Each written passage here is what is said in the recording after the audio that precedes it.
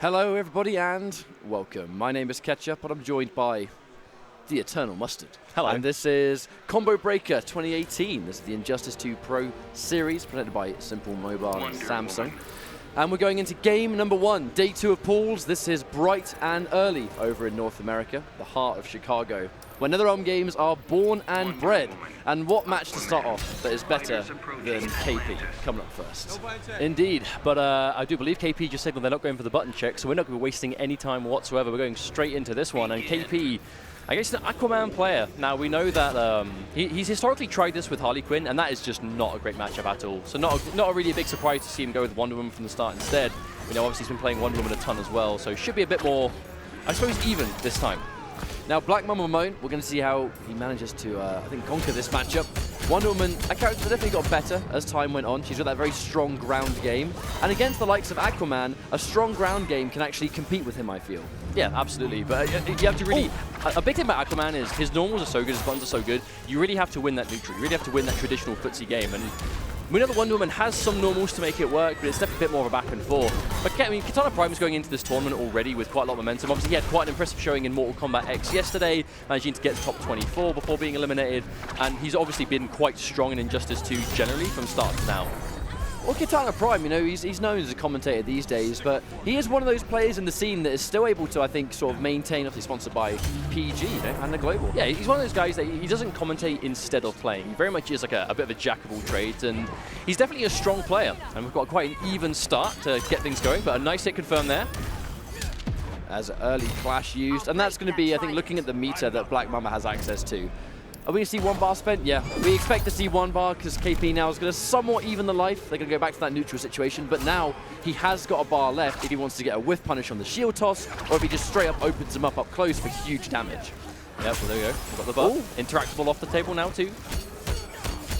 He's going to spend the bar? Yes, he is. No push block from KP. He's happy to hold the chip. Wow, that raw down 2. Black Mamba. Good read there. If you catch a good read on what button they're going to press, the down 2 actually is a consistent challenge. Tries to go for grab. I'm not sure if that's intentional. I wonder if he was just going for a raw background bounce in between, but perhaps he just pressed the wrong one. I will not be your ally. Actually, that's true. Hopefully his buttons are the right way around, because that's a bit of an issue sometimes. Yes, trying to go for the interaction and you grab it. Uh-oh, they're swapped. Whip punish on the whip. I like the way Kitana Prime is playing this now, considering it. He now has the life lead. He's just really slowed it down in the neutral.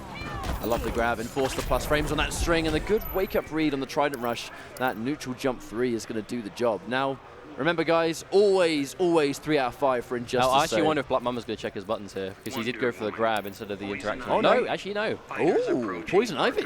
Now, Poison Ivy is a character that I feel like we're going to be retrospecting to last year quite regularly here, considering how different the game is now compared to last year Combo Breaker. And Poison Ivy was a character that we just didn't really see back then. But in between the year of the game being out, obviously Poison Ivy has developed. There are some amazing Poison Ivy players out there, and she seems like quite a solid character, but wonderful footsies from KP. Good whiff punish.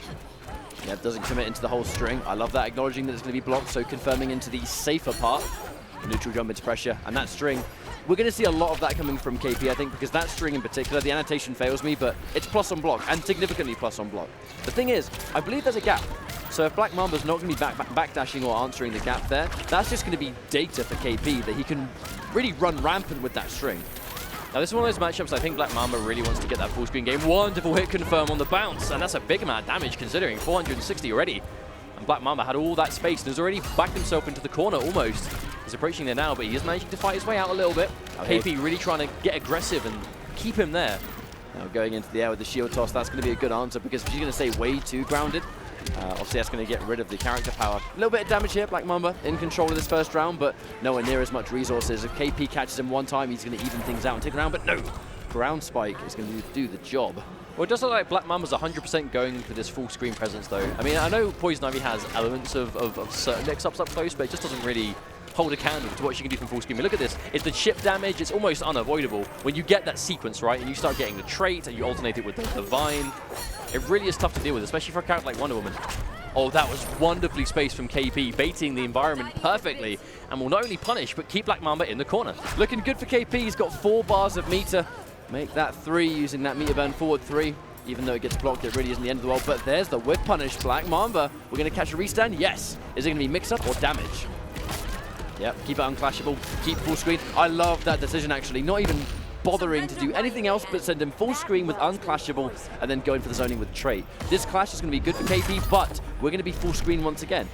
Oh, this attempted the anti, but a little bit too late. But BlackMamba wasn't ready to get the full combo in it. That's unfortunate. That would have either forced an air tech to get rid of the meter. Although, my God, the forward 3, no cares given. So you have to watch out for that forward 3 from Ivy. Deceivingly large range. The back 3, that could be death. Yeah, that's good air tech from KP, keeping him alive. But yet had no buff. He'd used his bar on the air tech, so he couldn't meet up on the shield toss. Uh-oh. There we go. Yeah, that's going to be a game back for BlackMamba. A bit of a messy end there, generally. But in those kind of scramble situations, it's all about who can really, I suppose, keep themselves on top there. But straight to Harley, I like this from KP. Now, this is the advantage that KP has. So clearly, these are two players that have multiple characters.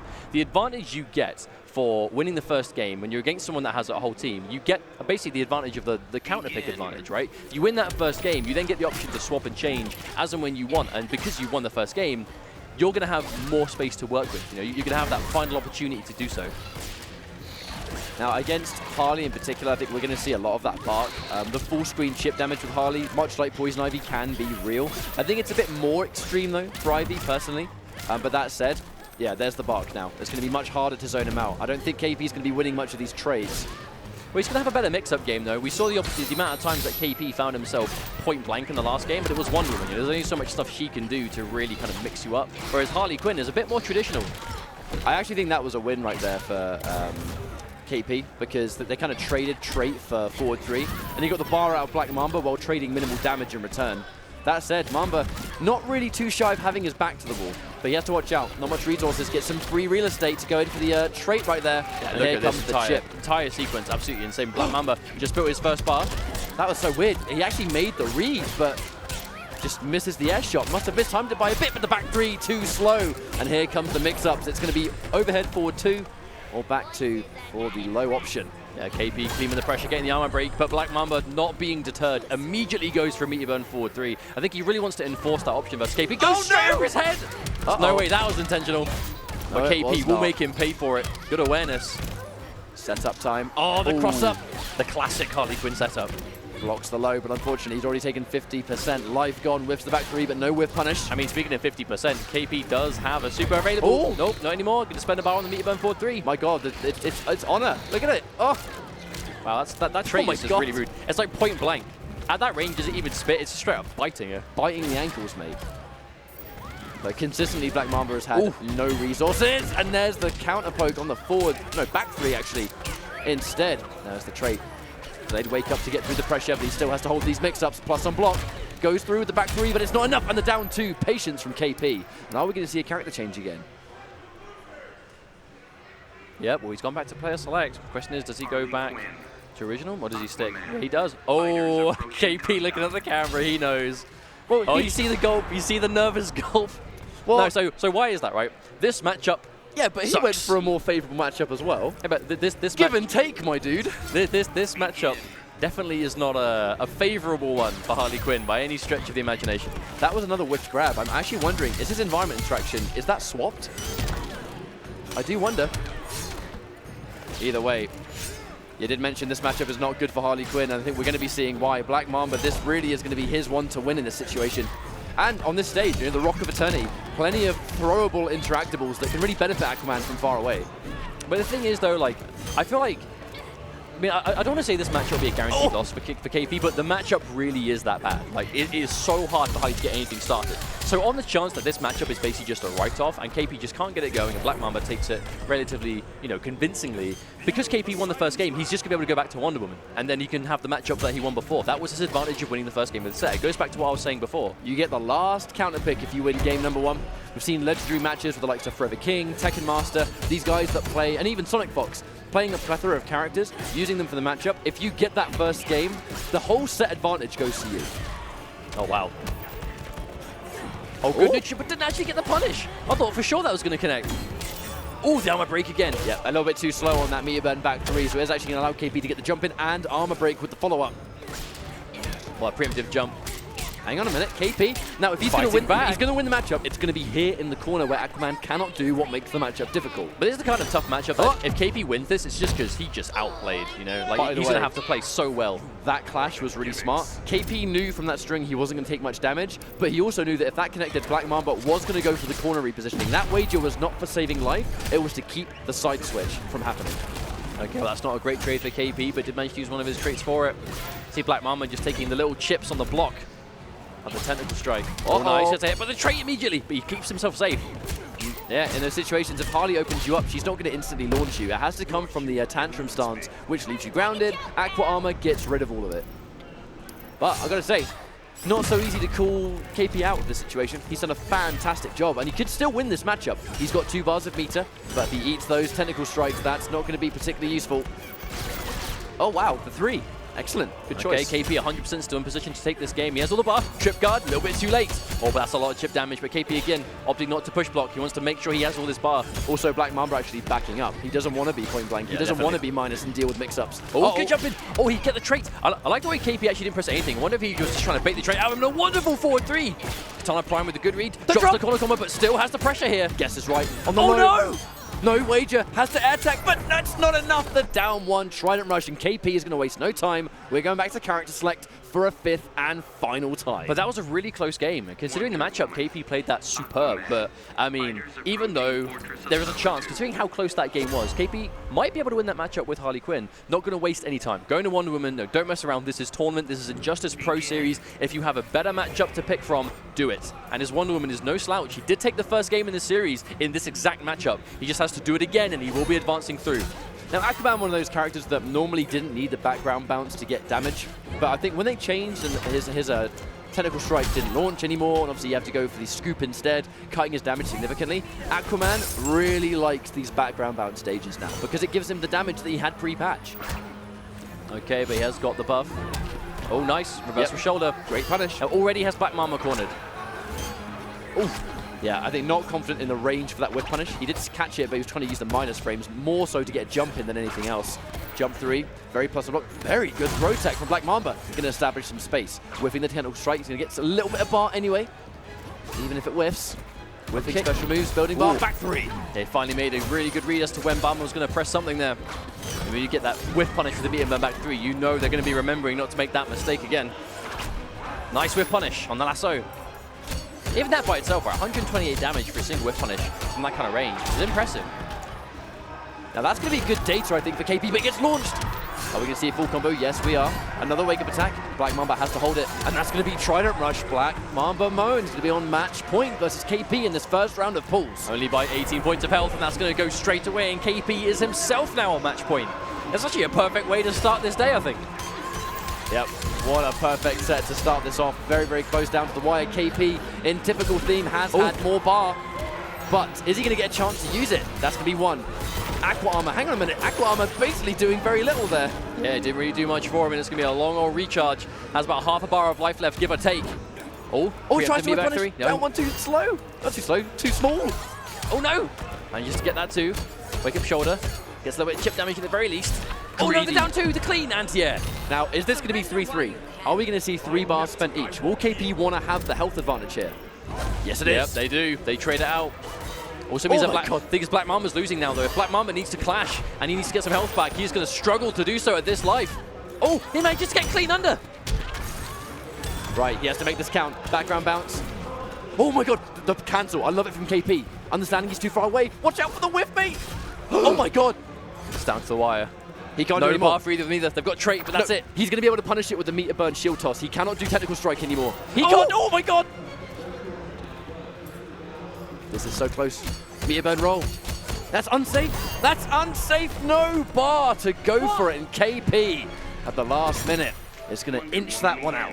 Now, that right there is also a perfect example of why, if you want to main a certain character and they have matchups that are so bad, you need to have other characters on your roster that basically deal with that. Because KP, I think Harley Quinn is his favorite character, right? He says all the time, Harley Quinn is the main squeeze, is his favorite character in the game. Harley Quinn against Aquaman sucks. So you need another character. So he has Wonder Woman. If he didn't have Wonder Woman, that set would not have gone such in his favor. And that's what you need to do as a competitive player. You need to make sure that you have the roster covered. And that's what KP did. He came prepared, and even though the game came down to the wire, was able to pull ahead with some really just genuinely clean play. KP's always been the kind of player back in the day to, I think, be a little bit stubborn with his character choices, especially during the MKX days where he would, you know, loyalist until the end, and if there was a bad matchup, then so be it. I think in this new age of NetherRealm games where matchups are very, very important and having teams is being proven to be the solution to playing Injustice, is make sure you have a couple of characters. If you love a character and they have a bad matchup, cover that bad matchup.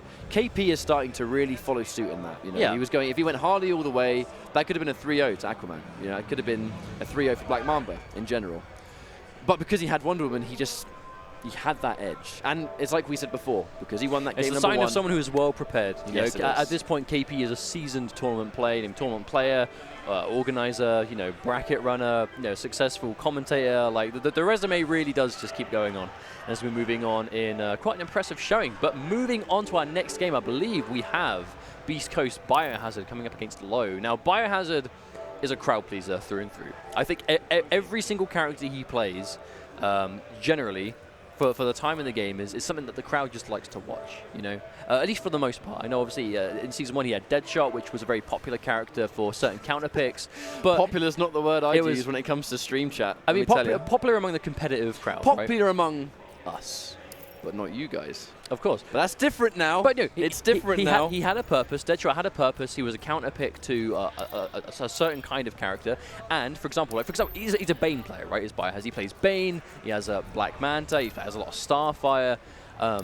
But at the time, it was basically just Bane. It was Bane and Harley Quinn, and then Deadshot was the kind of the final part of that triangle of characters. It was mainly Bane, Harley Quinn as and when neither of those worked out, Deadshot was the kind of, you know, handle the rest of the cast that they didn't quite manage to do. It goes back to what we were talking about, right, of having a team that covers the whole roster, and that's what he needed at the time. But he was still primarily, and if you remember, if you've been paying attention to the Injustice Twitter page, you'll see one of the highlights, one of the top 5 plays they picked from Combo Breaker last year, bless you, was BioHazard versus Tekken Master. His amazing just pop up to level 3 Venom, go for the Raging Charge, like on wake up to whiff punish, like was one of the most exciting plays of the whole tournament. And here he is again 1 year later. Now he's a sponsored player, as obviously sponsored by Beast Coast alongside his brother Honeybee, the Evo, the famous Evo Flash player.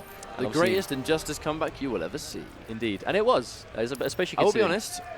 Have we seen a greater comeback from then to now? It's definitely the best in Injustice 2, for sure, that one, that we all saw. Beast Coast, I think they made a really good picking up the Bio and Honeybee brothers, right? These guys are absolutely lethal in Injustice, not just in Canada, but in the world. They've historically been at the top of their game. You know, in MKX they were successful. Injustice 1 they made a name for themselves. Now Injustice 2 they're both phenomenally successful. And are they going to be? Nah, it's a button check. Yeah, button check. I was like, I don't see Bane players do that too often. So as this is the IPS, we can't forget, and we have to talk about now BioHazard stepping up to the plate. Northern Arena. Yep. We had Northern Arena, which was a 4-week-long online series. That was being commentated by, you know, Jackio. That was being commentated by Caboose. Drew Face. Do I say Drew or Drew Face? I didn't know which one to go for. I think Drew Face makes sense. Drew Face makes the most sense. But those guys were commentating Northern Arena, and the gameplay was really stellar, particularly by the end. Canada has gone from strength to strength in NetherRealm games. You know, from MK9 to now, they had, you know, a couple of good players in MK9, and as each game kind of progressed forward, more and more Canadian players would come out. Obviously, you know, Hayatei did amazingly well at the IPS finals last year. BioHazard, Honeybee GunShow as well, Jinky Dink. Players like Noodles are coming through, Lego Help, like the list really goes on. Obviously the ones that I forgot to mention, I apologize. But moving into the game, we are getting underway. It's going to be Bane versus Black Canary, and the Bane train is already underway. And every single mix-up just worked out 100% for BioHazard. Oh my word, that's a flawless. See how they're going to approach this, because in order for Canary to do damage, you really has to get point blank, and that's not really where you want to be against Bane. No. My God, he hasn't taken a single hit yet. Tip grab, no, goes to the overhead. The reads have been on point. Is this going to be a perfect? Surely not. Surely are we going to have the first perfect of the day? This could be a perfect victory. One more opening.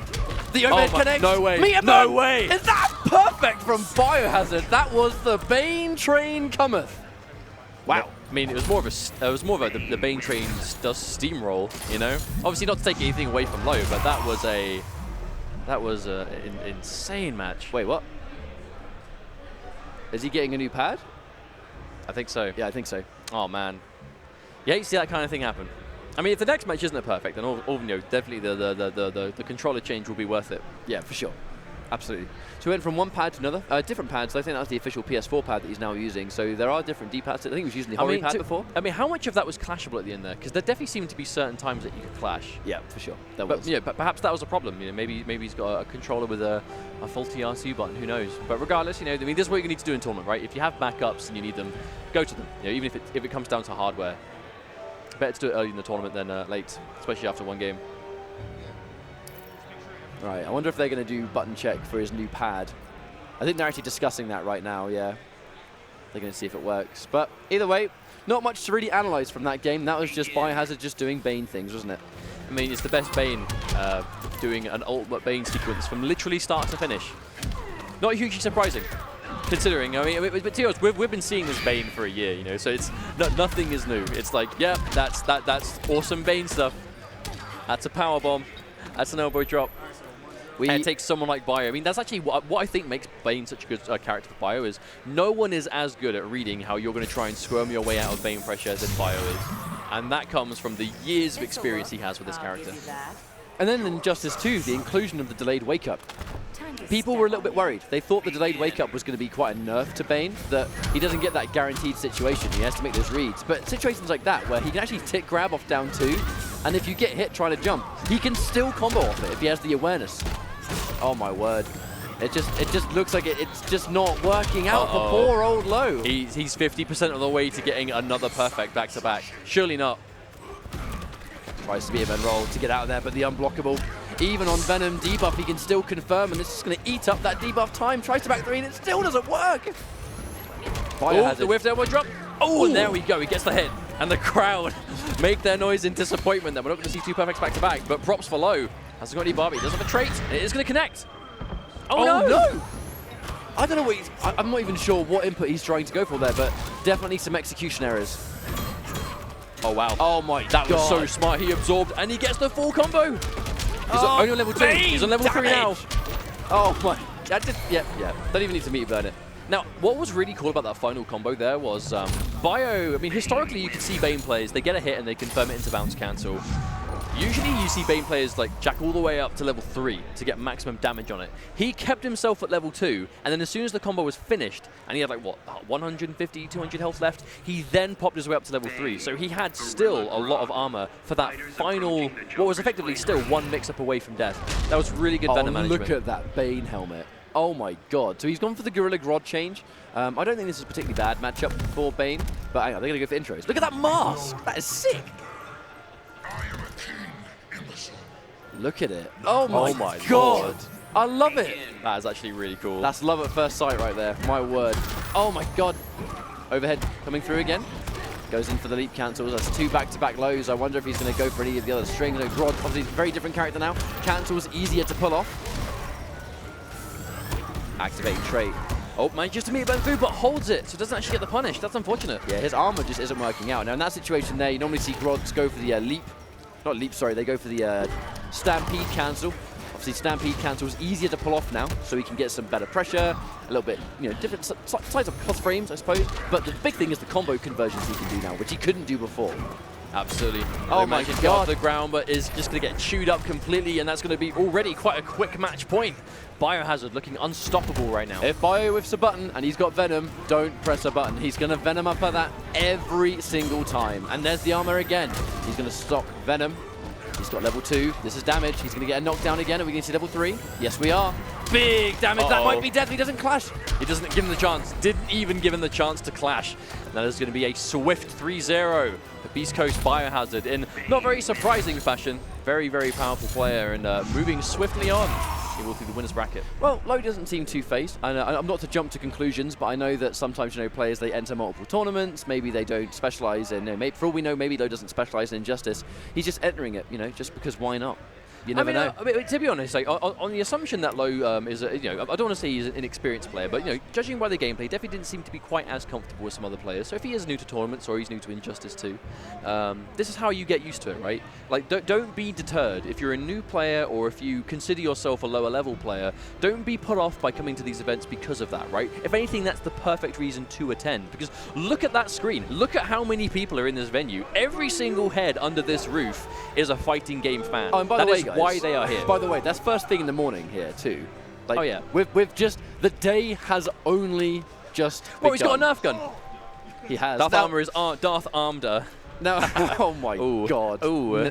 We'll never speak of this again. Ooh. Now, this is HappyPow. For those that don't know, HappyPow, obviously, very, very dangerous French player. He had a insane nimble reptile with MKX. If anyone hasn't gone on our YouTube page and looked at the first 10 with Yuppie and HappyPow with the nimble reptile, I highly suggest it, because that set actually made him kind of famous. They saw that reptile and everyone was like, I need to see more. And then everyone watched him from then on. Like, that was mad. Because he is style. He is style, he is substance, but he's one of the flashiest players in the entire scene. And that was not a pun because he plays Flash, but Flash is the player that lets him do that. But, okay, so HappyPow, and I'm trying to think of a nice way of putting this, but HappyPow is a phenomenal player, but he definitely favors swag, has a tendency to favor swag over common sense. How many times does he save his super because he just wants to end the game in a super? No, but he does so because of the threat, right? When you have a super stock, especially if you're a Flash player, you have the Flash super ready to go. It is so fast and does a nice amount of damage and goes so far. Like, he'll purposely do like questionable clashes just to keep bar for the super, so he has that utility. Because a Flash player with super stocked means your opponent has to be careful when they press anything. They do anything that's unsafe, they press anything in the neutral, it's a 2-button whip punish. And he is the kind of player that will favor that kind of style all the time. Now, we have to talk about DarthArma. DarthArma, commentator extraordinaire during last year's IPS, entering this tournament as well. But the Joker really has been his forte since this game, first began. The crowd is so loud. Amazing. By the way, that's mostly just HappyPow and Irish Madness, by the way. Just them, collectively. Here we go. Is this random gear? I think so. This is HappyPow's Flash that he uses at home. It is, actually. It's the same color. No way is it giving him basically the same Flash that he uses. Is this a sign? It was a sign that this is HappyPow's tournament. Oh yeah, Joker was given that wake-up attack, wasn't he? Yes, indeed. Cannot forget that buff he was received. But there aren't many Joker players around, so DarthArma definitely been repping the character from the start. Good neutral jump, that's going to be a full combo. Oh, but the air tech to get out. Joker, such a tricky character. Yeah, HappyPow never shy of using Speed Force in the neutral. Oh, he drops it. By like half a second, just doesn't get the forward dash in time, and the Speed Force runs out, so the conversion doesn't work. And here comes the... and actually, it's reduced chip damage, right? While he's in the trait now for Joker. Yes, indeed. Every stack of Ha-Ha that he has on his, which is basically every stack of his trait, he takes reduced chip damage. To the point that I believe if he's got all 3 stocked, he basically doesn't take chip damage at all. And tries to backdash, but the long leg of the Joker chasing it down. DarthArma taking round 1, but barely. Oh, round 2 goes to HappyPow. It's going to be swift. The crowd, I mean, there's definite rowdy Americans behind DarthArma and a lot of rowdy Europeans behind HappyPow. I will be honest, I mean, you guys don't understand. Europe is quite rowdy too, particularly the part of Europe that is like, Vienna. France, man. France, Vienna, very loud boys. France, Amsterdam, Austria. These guys make sound in the crowd. Oh. Yeah, I love the close teeth, actually. That's going to shut down the running man. Doesn't trust his ability to anti-air. There's the overhead. Yep, he's going to get caught. HappyPow not fuzzying. Drops the conversion. Dropping combos with Joker sucks because you really need the setup at HappyPow. He's got super. Watch out. Oh my god. It's not quite kill health for super though, so I can't imagine. Oh, a jump back. That was so well timed from DarthArma. Instant jump 1. Probably expecting a jump from DarthArma, but he's not going to bite. Down 2. The range of the down 2. Joker's buttons are so good. Oh, he spends a bar on the meter burn forward 3, and that's going to be it. He's going to clash, but DarthArma's going to be able to tie this if he wants to stop him getting any health back. There we go. That's going to be 3-3. HappyPow in a bad situation now. He's made some crazy comebacks before, but he hasn't got any trait. He's just building bar with these running man cancels. Oh, the sweep. That's it. Oh, no! He mistimes the meaty! Oh, my God, but HappyPow doesn't confirm. Oh, and that's going to do it by itself. A close game one.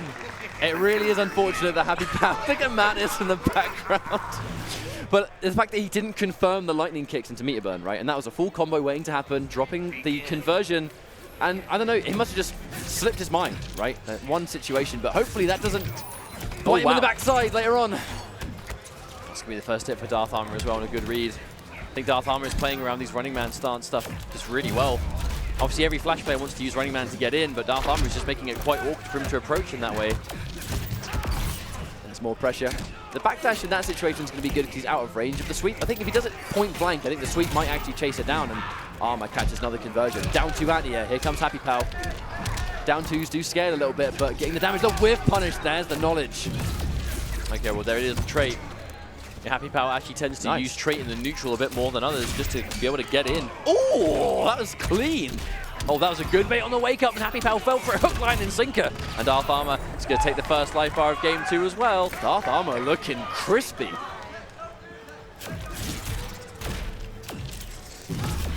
HappyPow's really having a hard time really engaging, and that thing, using it in the neutral and then not establishing a mix-up off the Speed Force, it really does allow DarthArma to use his push block just to get rid of the trait.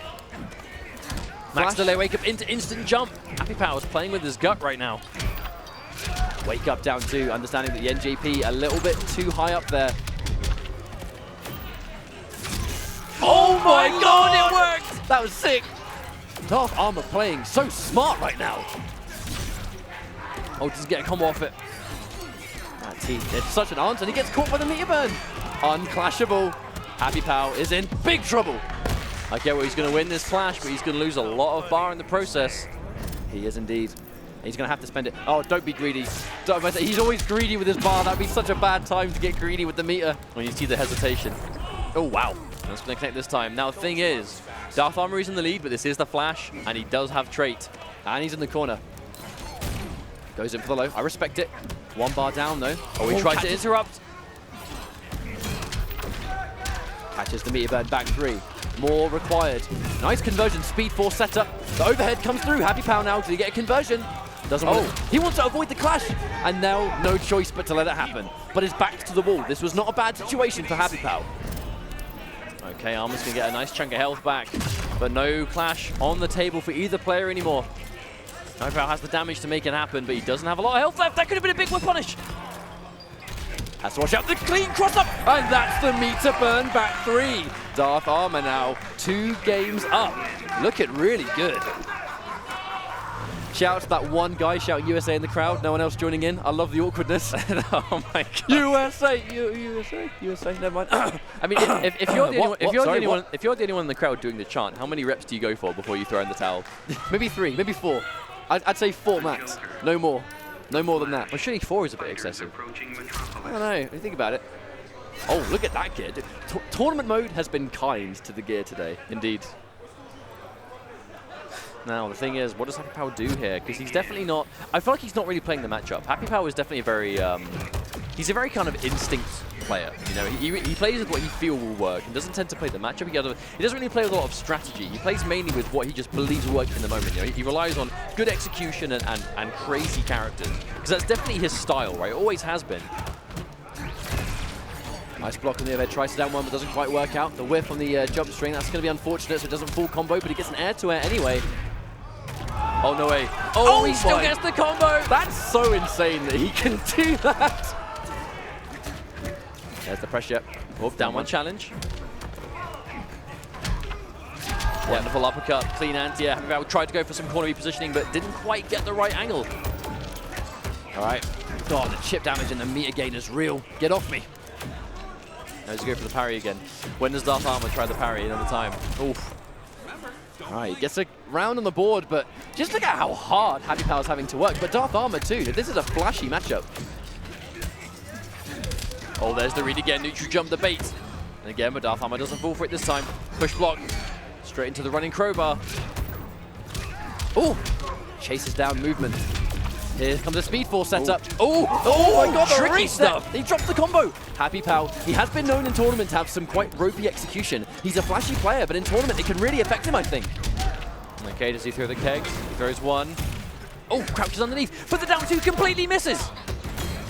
Oh, and he gets through the push block with the forward 3. HappyPow has a game, but Arma, I mean, Arma can afford to lose a game right now, right? Oh my God, Europe is not letting this crowd get away with it now. HappyPow has a game. I actually think the Europeans started it. Did they? I think so. Surely they must have. They must have started. Have you heard them this weekend? I mean, it is madness in the crowd, to be fair. Now, I think the biggest change about that game was HappyPow wasn't really playing catch-up. He was basically in the driver's seat for the majority of it. Oh, nice reset. Doesn't have a bar. Oh, is he going to build one? Not on this. Oh, shimmy, boys. He's going to go meterless. Oh, drops the combo again, and it gives DarthArma a chance. Patience on the gas step. Oh, he tries to punish the down 2. A bit too slow. I think he'll take that trade.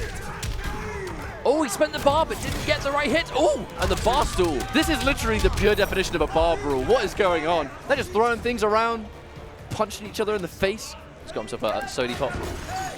Quenched. Thirst quenched. Oh, yeah, he's going for parry now. But it's going to allow HappyPow That's not the parry, that's the trade. He's got 2 stacks of it now. Oh, it was, of course. My bad. My my dudes. Oh, down 2 at you. There it is. That's the side switch combo he was going for before. Goes for the cross-up. Damn, HappyPow is just woken up now. Oh my Lord, this offense is so much cleaner. Oh, that wake up. Get off me. Yeah, that string so meaty. Even if they delay wake up, you're going to walk into the rest of it. Arma really trying to jump, and I think the down 2's HappyPow now wise to it. He might have tried the down 2 there, though. Unfortunately, though, dropping these combos, it's still giving Arma a lot of this room to breathe. Oh, raw jumping, and here comes DarthArma. Okay, Arma has another chance. He's on match point now. Massively down on life against the Flash, but oh no, the slow forward 3. My word, that was insane. 2-2. Yeah, I mean, how can you not smile at that one?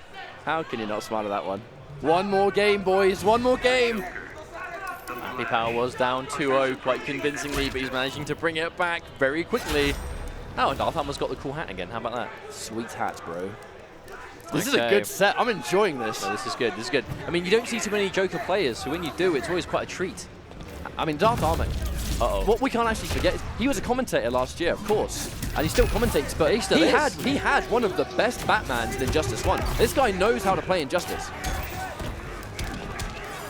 Okay, this is what DarthArma needs to do. He needs to do as much damage to HappyPow now as possible. But that trade, oh no, that's not in his favor. That is so good. Oh no, he misses the combo. Yeah, and he gets hit for it and sent to full screen. The big deal is that he's dropping the restand. That's what's dangerous.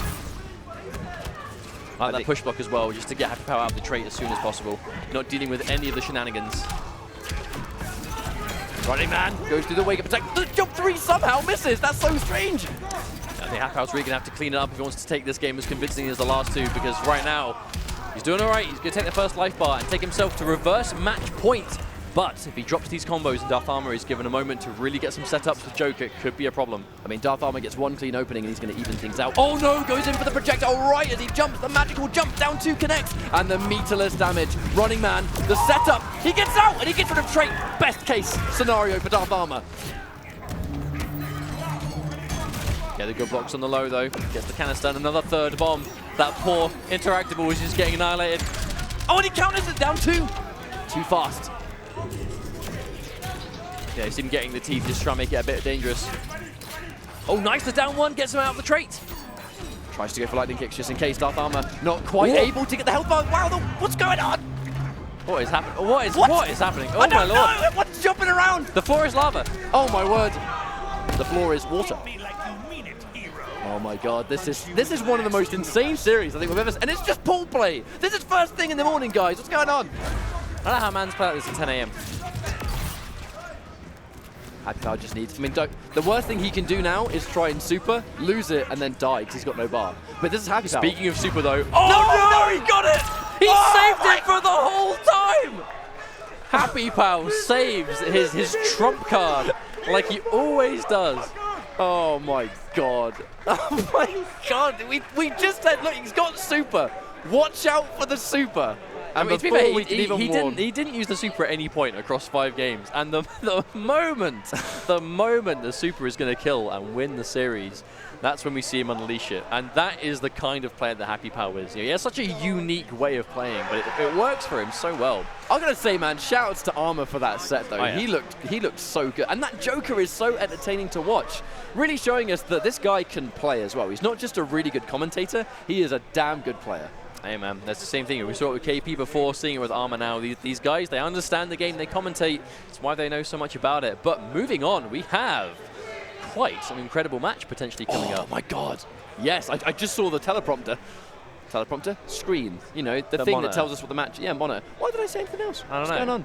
Well, Tweedy, he's been quite a talking point recently in the scene. I know there is actually quite a famous beef that Tweedy and Tekken Master currently have with each other.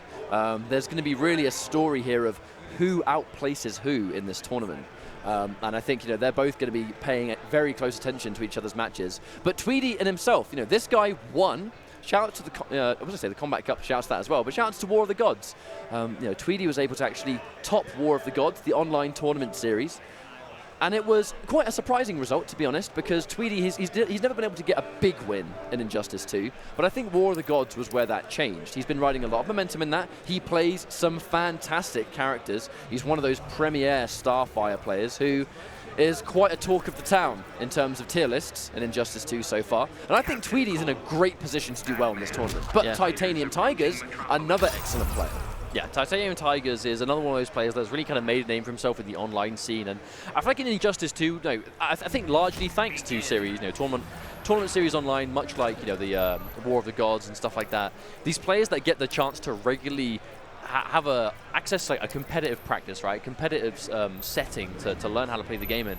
You know, when we see the rise of players like, I suppose you could say Rewind, you know, Deoxys, these amazing players that play online to get the majority of their practice, transferring to offline and hoping to take that success with them. And sometimes we see it not work out, and sometimes we do. And sure, hopefully for TitaniumTigerzz, he can manage to do well. But Tweedy is the one that's in his way currently, and Tweedy is riding a lot of momentum. I'm definitely going to go out and say it, that there's no getting around the fact that I think Combat Cup and War of the Gods really were the leagues that allowed these breakout players like Tweedy, like Rewind, like Deoxys. This was actually how those guys made a name for themselves before they came offline.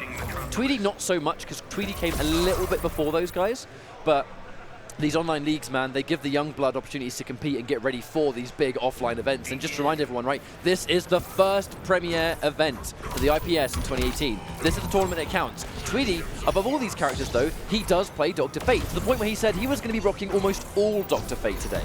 Yeah, I was watching Tweedy does live stream himself, just playing, you know, standard online gameplay quite regularly. But he's very, you know, interactive. He talks to his chat a lot. You know, he has some good conversations with people. And he was talking, yeah, about combo breaking. He was like, I'm going to be playing Dr. Fate mainly and Starfire for certain matchups. So I wouldn't be surprised to see him use only Dr. Fate or Starfire in this tournament. Tweedy is not against playing these hyper defensive characters. You know, he had really, by the end of the game's lifespan, he had the premier possessed Kenshi in Mortal Kombat X, another very defensive game character, arguably the most defensive character in that game. So it's no wonder that he's really taken that meta and he's established it to Injustice 2 characters. Big jump in for TitaniumTigerzz though. That's going to be a full corner B&B. Oh, but he drops the combo and gives Tweedy a chance to get up, puts himself in the corner and gives Tweedy all this space to work with. Yeah, Dr. Fate's not going to want corner pressure, but if his back is away from the wall, he's going to use the entire screen to run away and play that defensive game that he does better than most characters in this game.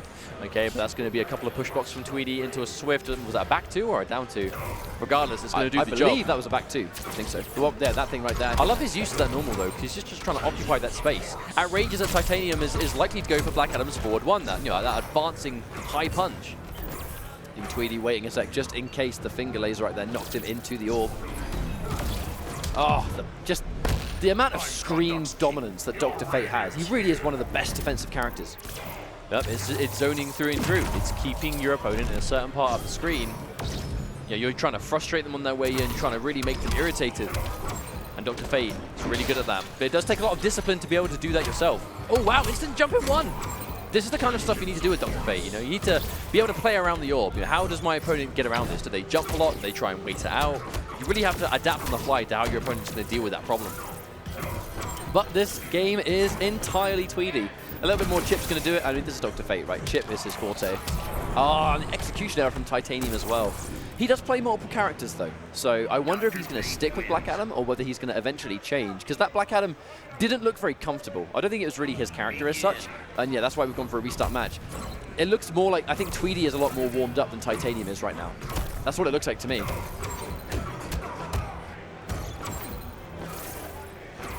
Okay, but a bit more of a stable start here. Oh, there we go. The first hit does go towards Tweedy. Have a look. Oh, and that That damage, I believe, was actually reduced as well, and it still hurts tons. Just really trying to establish that control. Tweedy looking to recover in time as well to block the orb. This is a good turnaround for TitaniumTigerzz. Oh, but the instant jump in one again, Tweedy knows! And when you punish the air escape, they've tried to spend the bar to get out, and you still chase it down. That's like best case scenario if you're on the offense.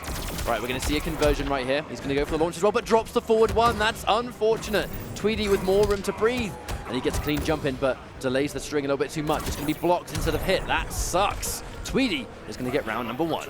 I really like the use of push block from Tweedy though, because wherever he finds himself with Black Adam in an awkward situation, you know, if Black Adam gets plus frames or if he gets a good jump in, Tweedy is just, he's not against just spending a bar, push blocking away and building that space again, because this is Dr. Fate. Look at how fast he builds the meter.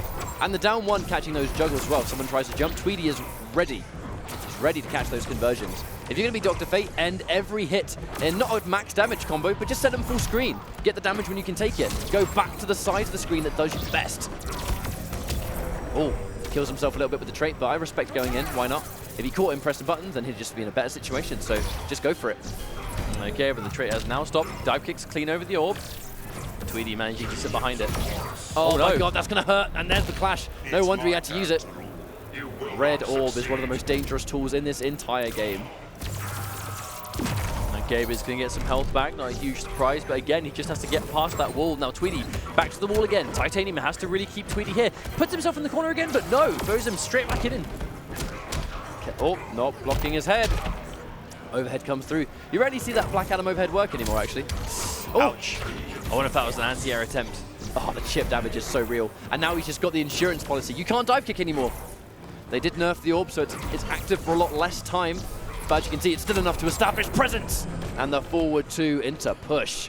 Tweedy now up 2 games. Here we go. Yeah, getting a little bit of coaching from, I believe that was a Mystery Bot, right?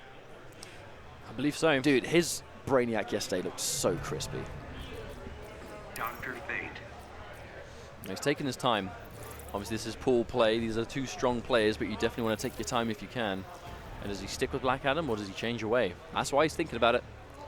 He's given it a good old think. We know Titanium plays multiple characters, but look, there's like a nervousness to him, you know? He's got the shakes going. I think that's obviously him. I don't think he has nerves. No, I think that might be him also just trying to stay, you know, it's almost like adrenaline pump. Do you feel it's hard, it's impossible to word how it feels to be on the stage like that in this kind of situation until you've been there, you know, until you've been sitting there yourself. You can see the monitor, you can hear the gameplay louder than you've ever heard it. He's not wearing the headphones either, which might actually have a big deal here because you can hear everything in the crowd. And he's made the change to Superman, but Tweedy himself plays Superman. This is a matchup he's going to be prepared for. Yes, indeed, he's going to get the first hit again. I believe he's got it all 3 times. Oh, nice combo from Tweedy. Clean damage, 380. Just in case anyone's wondering, the second you go into trait, those anks that you can drop, if you're traded, they don't stay like that. They actually act as projectiles by themselves. So they do allow for some unique combos that you only get when you've got the trait ready. Yeah, Titanium a little bit slow on those whiff punishes. Actually tried to punish the push with back 2, I think. Yeah, I think so. Or at least take the negative frames at the very least. And there we go, more plus frames. We're already seeing the big adaptation from Tweedy though. Because against Black Adam, we weren't really seeing him going for the the ank drops at all. But it's against Superman, he knows he has a lot more space to do so. He doesn't got to worry about dive kicks and the such. And that's going to take him to a clean match point. Tweedy looking really clean. I mean, Tweedy, for those that don't know, Tweedy has some of the highest amount of online games played of anyone that plays Injustice 2. Like, this guy has been on the grind for IPS. Catches another back 2. Even if his hand doesn't connect, it's the magical blast you've got to pay attention to. Yeah, waits for the meter burn. Now he's going to get plus frames once again. Pressing buttons, and the conversion. If you meter burn the push in trait, it launches. Yeah, I think this might be all she wrote. Tweedy is just 1 step ahead all the time, and Titanium is constantly trying to get in and play catch-up, but it's just too down on life. Tweedy is just playing this too solid. This is looking all good for Tweedy right now. Realistically, I just don't see what it can take for him to win this game for Titanium. It's just looking so rough. Can't get anything going. I feel like Tweedy, he has complete control, as is the way of Dr. Fate. You know, Dr. Fate is in full control of how you want to try and close in space. And Superman, if you're too, I think, obvious with your air dashes or your jumps, Dr. Fate's instant jump normals are so good. They just catch you out. And there we go. Tweedy now, the orbs. Chip damage is all he needs. What do you do if you're Titanium here? Like, this is a bleak situation. Oh my god. Yeah, that's great. The single ank drop is going to do enough damage to take it down. You know, Tweedy's going to be happy with that. Solid play from start to finish. I mean, there really wasn't... It seemed to get progressively harder and harder for Tigers to figure out how to get in, because the lower health you have, the more prone you are to, I suppose, being hasty. You know, when you have less health and you realize, okay, this is slipping away, especially when you're down 2 games like that, then he's already a stressful character to fight, even when you're even on life. So God forbid if you're down like near enough 150% life. I mean, that is a mountain to climb and a half. Right, well, Tweedy's going to be happy with that one. He's been moving on in this winner's bracket. We're going to go for a quick break. I mean, a quick break while we set up BioHazard versus Nivek. So don't go anywhere. We will be right back. Wow. Here's an invitation to the whole wide world. From your brother to your sister to your best friend's girl. Don't bring that bad day with ya. Leave it at the door. If you got money in your pocket, it don't mean nothing if you ain't where it is. If you ain't where it is.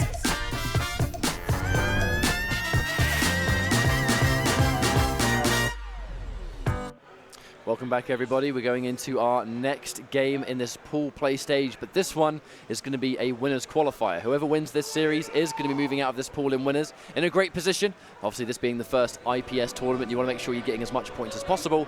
And if you get through tournament in winners, and even later on down the line, top 8 winners, you're in that safety net of more points than everyone else. Yeah, absolutely. But speaking of points, these are 2 players that did pretty well for themselves in the Pro Series last year. Nivek, I believe, was just outside of top 16. I believe he was like 17th, 18th or something crazy like Nivek that. was this close from making IPS last year. He was very close to making the IPS finals, and BioHazard obviously made it quite convincingly.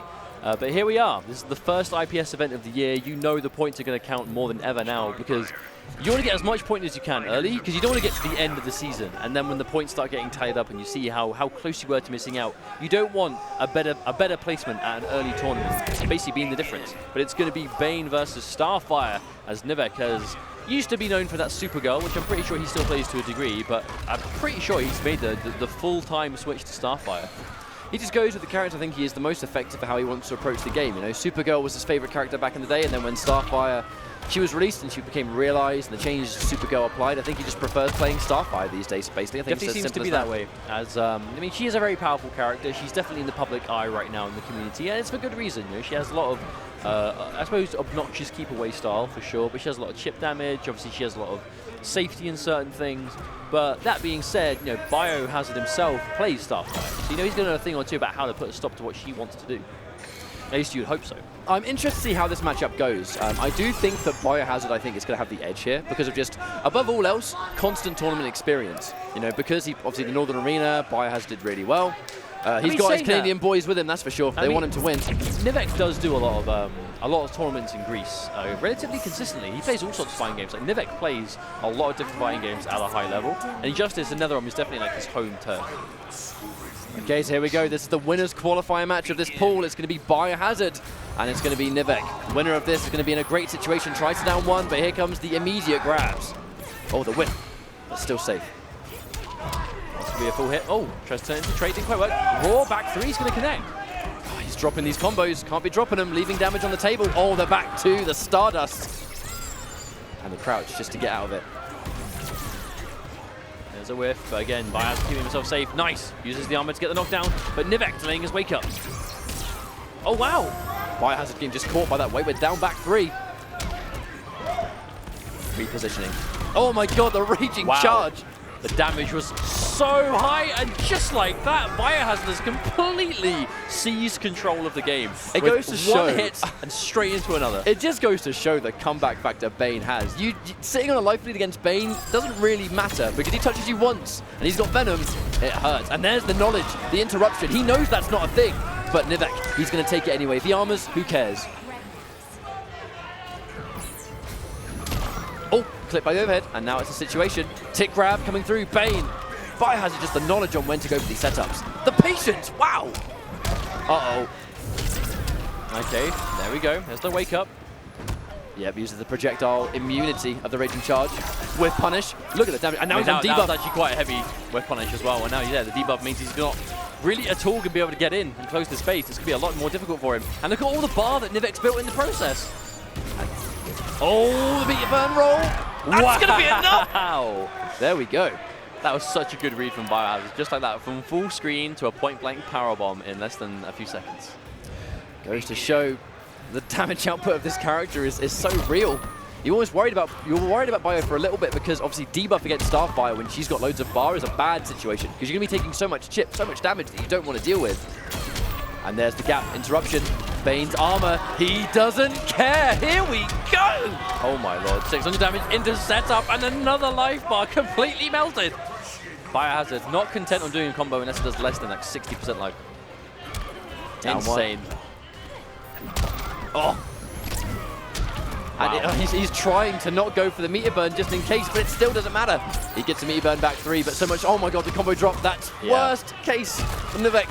It's not looking good for our boy from Greece. Oh my god, the armor, no fear. He's still on level 1, 2, he has 2 stocks left, and each time he goes up it's going to be worse, but this clash is going to help stop that somewhat, but this is a gargantuan amount of life difference right now separating these players. Definitely. I mean, you've got to look at the bar. He's got meter burn roll if he wants. He's going to have Venom back soon, so he's going to get the armor. Uses one of them, armor break with the trait, but he spent a lot of his trait to make that happen. Uh-oh. That's it. Dead. Almost one hit. Oh, he tries to wake up, but it doesn't work. Now, I feel like this is when Nivek's going to go to Supergirl. This matchup has not been working out. Now, does he go back to Supergirl, or is her start? I mean, the question is, how much has he been playing her? I don't know. Because whenever I've seen Nivek play over the last couple of months, it's basically always been Starfire. So I do wonder if he's even playing Supergirl anymore.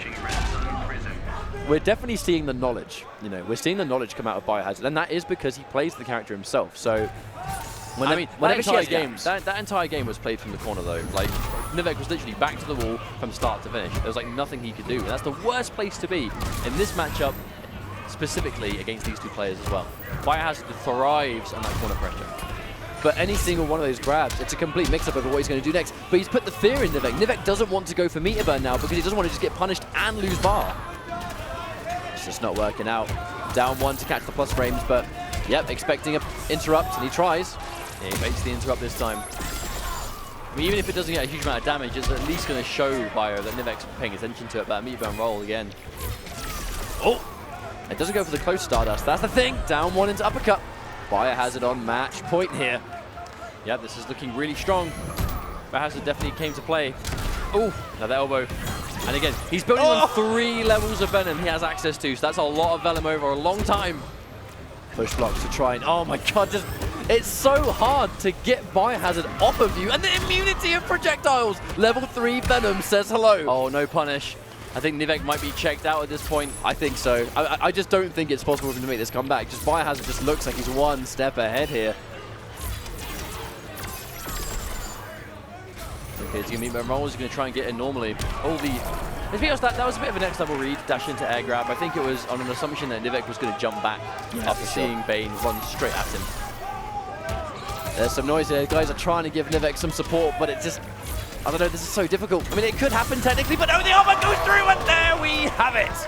BioHazard with the 3-0 against Nivek. Nivek in loser's bracket now, but Bio can rest easy temporarily. He's now out of his pools and winners. He can take a break and start studying for his next matches. Okay, well, Nivek going to still be in the tournament at the very least, but it's going to be a lot more difficult from that loser side.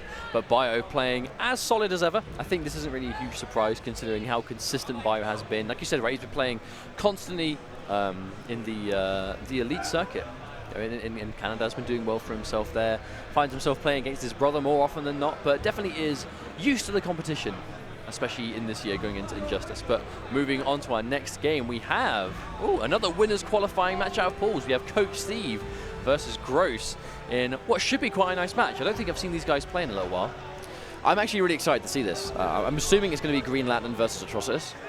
He has been putting in so much time. Obviously, you know, Gross uses a combination of both Green Lantern and Black Adam. That, but he definitely favors Black Adam, and I think he has done so for a while. Like he's known for being like the premier Green Lantern player, but still tends to go with Black Adam because to be honest, Black Adam is just a better character. And in this kind of situation, you have to take your favorite character, and then you have to look at your best character, and you have to think like, you know, what is the one worth using. And even though he has a phenomenal Green Lantern, arguably the best, it is the Black Adam that he has a lot of success with, you know, and he says that himself. You know, he prefers Black Adam for a number of matchups, and he'll use Green Lantern for certain picks, you know, certain characters. But whereas Coach Steve, I'm pretty sure it's going to be Atrocitus through and through for the most part. I do believe that's kind of the character he's really settled back on. He's dabbled in a few characters in the game. Obviously, Gorilla Grodd was his first character, I believe, in the game. But Atrocitus is really where he seems to be the most comfortable. Now, I feel like if we are going to see a character here, it's going to be Black Adam, particularly because of the matchup alone. We know a lot of Black Adam players do speculate that they do feel like Black Adam does quite well versus Trossus. You know, it's not a matchup that he struggles in particularly. So I think, yeah, he's already on there now. And to be honest with you, I'm excited to see how this one goes, because Coach Steve, he's been right in there. He plays so many different fighting games, does Coach Steve. But he's always there in NetherRealm, he's always taken part, and in Injustice 2, he's actually had a pretty impressive record so far. But Gross in particular, I mean, this guy did place within top 4 of the Injustice Pro Series finals last year. Found himself on ESPN. This man was on TV playing Green Lantern. Okay, get that button check Sylverrye, not a huge surprise.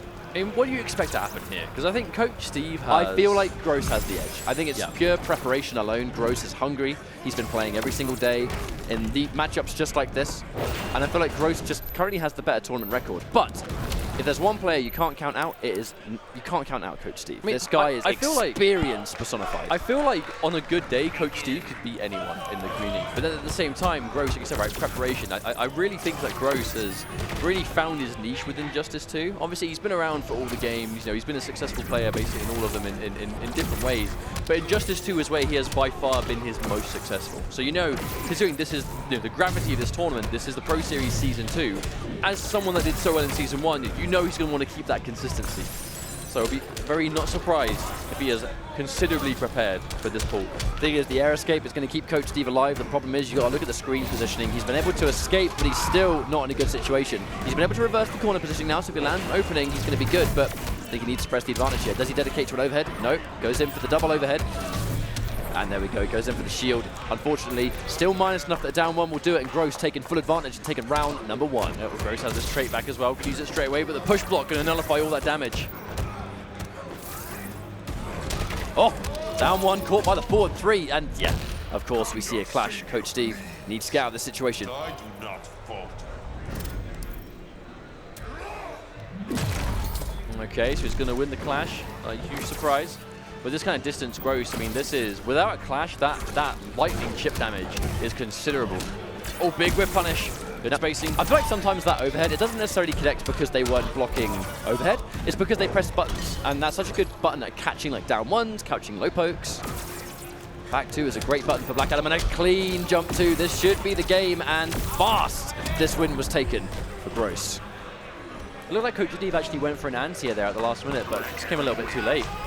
I mean, down 2 anti-airs are good for a lot of the characters. Obviously, Atrocitus has quite a generous hitbox on his, but Black Adam's jump-ins are so odd in terms of anti-airing them traditionally on the ground, especially when there's the threat of the dive kick as well. It's very slow. There's patient games. The thing is, Gross actually, right before this tournament started, Gross was there for about an hour or so playing casuals against Irish Mantis and his Atrocitus. So right before he started playing in this tournament, this was the matchup he was getting the most experience in. Obviously, Gross had fought against Irish Mantis. I believe he fought against Irish Mantis at the GGA local as well, right? So this is a matchup he's played recently again. I do believe Irish Mantis and Coach Steve played at GGA, didn't they? I'm pretty sure they did the mirror. I think so. I'm pretty sure they played the mirror. Shocker, looking good. Staggering the forward one. I agree with it. I like it. Oh, there's that last minute overhead. Trossus, the second he has Dexter available, those overheads become really scary. Oh. Okay, the spit's going to connect. Taking damage now. And there's the low lightning, the eternal low lightning, man. So much damage for a good, I believe, still unclashable projectile. I don't remember it being changed. I mean, it's still a lot. Regardless, it's still a lot of damage. Yeah, and that's the thing. It tracks as a good hitbox. There we go. There's a puddle. Haven't really seen Coach Steve Ops go for the puddle a lot. I think he's just worried about Gross being in the air and reacting with the dive kick. Oh, that looked like a reaction. That jump too looked like a reaction on the, stomp on it. That jump too looked like a reaction on the low lightning. He jumped the second he saw it. So knowing Coach Steve, who also has got impeccable reactions, I've been inclined to think that was it. Oh, waiting for the jump. Down 2. Black Adam. Looks like a stubby down 2, but it's fast and effective. And he keeps himself so low to the ground as well. That's the thing. He's actually so low to the ground that when he goes for the anti-air, it's actually really hard to hit him straight up. All right, we're going to get knocked down, getting a little bit of life back, but Gross just content being patient, taking the minus frames, and an instant dive kick. Here comes the damage. He hasn't got trait, but the end of this combo is now going to be going into trait by the end of the setup. That's a wonderful confirm, catching him as well. What's the setup? He's going to get guaranteed situation here. Oh, wonderful whiff punish on the dive kick. Gross has really been holding on to those dive kicks for the most of the set, but now definitely just starting to really bring them out. You always see players, when they have that clash ready, they're way more prone to doing that kind of stuff because they can afford to. I'm not sure we're going to see Coach Steve change away from Atrocitus, but I do think he wants the time. Because you can say he's concerned about this, right? Or you just look at his body language. He's clearly thinking about this. He's paying close attention to what went wrong, and he's not going to be hasty. And I really feel like that's the best thing to do in tournament. If you feel like you're a little bit lost, just take some time to think about it. Okay, but he's going to be running it back because he was literally just looking for some time to think. Can't imagine it was the stage either. I don't think it was really a big problem. Stage didn't seem too impactful there. Right. It's like, you know, going for dive kick reactions on interactables works on most of the stages in the game. Oh no, that's going to be a clean punish. I'm not sure. Coach Steve going for some really almost like out in the open trait calls. It's very uncharacteristic of him to do that. But I think one of the biggest problems is not only did he eat a free combo for calling Dexter at an odd time, he actually lost half of the uptime of Dexter before he could even start using him. Oh wow. Oh, whiff punish on the interactable. Just Gross is ready for everything and anything. Alligator. Okay. Well, another clean down two. I mean, to be honest, Gross is just controlling this matchup completely. There doesn't seem to be any time that Gross just isn't completely stopping Coach Steve in his tracks. Anytime Coach Steve tries to do anything, Gross is right there to put an end to it. And this matchup in particular, you're going to see Gross is going to be going for the down ones, meaty on Coach Steve's wake up, because if he goes for his wake up punch float, the down one actually makes it whiff, then he can just punish it with the down two. Easily. Matchup knowledge, right? Not a huge surprise at all to see Gross be so ready. He said he was one of the best players in Injustice near the end of IPS Season 1 and has been playing non-stop. So he's definitely prepared for these characters. I just feel like just the level of control Gross has had in this matchup. It's just comfortable to the next level. Does not fear these options whatsoever. Yep, tries to stagger the forward two. Also, Gross's defense on that string there, you know, with the overhead and low puddle mix-up, you can definitely react to it, and Gross is doing so every time. He's just not being opened up by anything. Jumps back.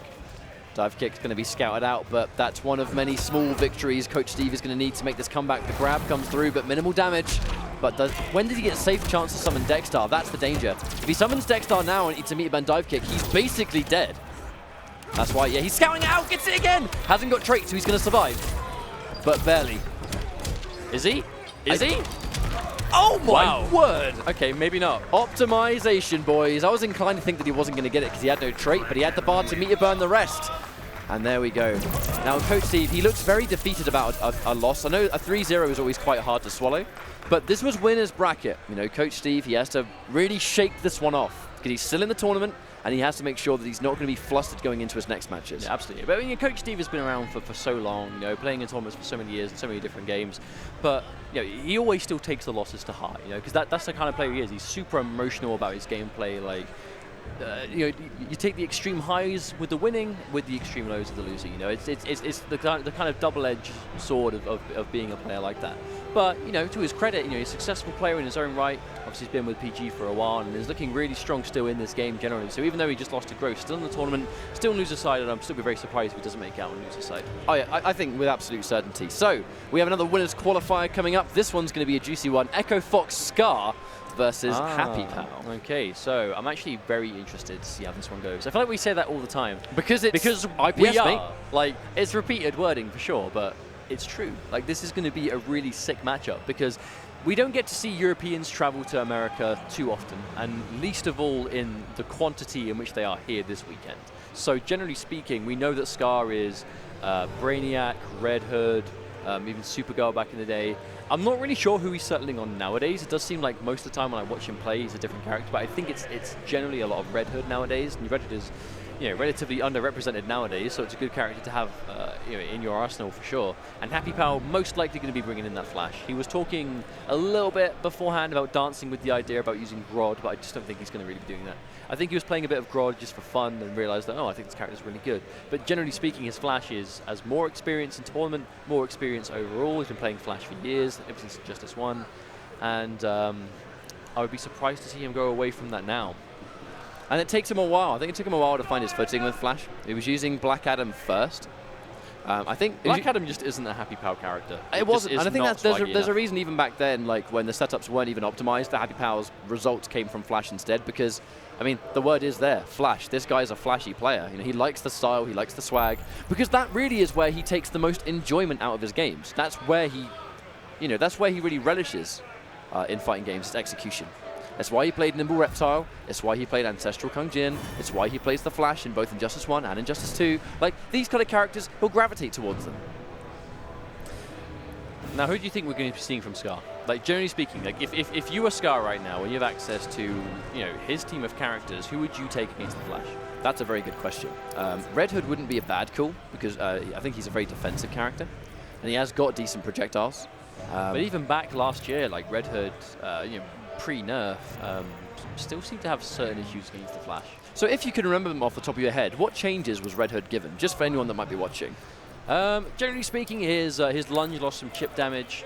I think that really was one of the bigger ones. So obviously the lunge was so... The lethal lunge. You know, the meter burn forward lunge, the lethal lunge was so powerful, right? It was the ultimate neutral tool that did so much damage. It was like Trident rush levels of chip almost. It was so fast and goes so far that it really was a big thing. But generally speaking, it looks like he's going to be going for Brainiac instead. Yeah. Now, Brainiac, I think this is a good call as well, because on the ground, you know, Brainiac does have the range to sort of like contest and establish some of that dominance. But aside from Flash's down 2, which doesn't always work, because, you know, of just how in the air Brainiac is, there are going to be some really funny angles where HappyPow's likely to try and down 2, it's going to whiff, and he's going to eat a jump in for it. Scar is one of the first players that was using Brainiac during last year. Here we go. This is going to be our winners qualifier match for this pool, G5, Echo Fox Scar, and it's going to be HappyPow from France, North America versus Europe for another time. That's one thing HappyPow doesn't really do. He doesn't really hit confirm those lightning kicks into meter burn too often.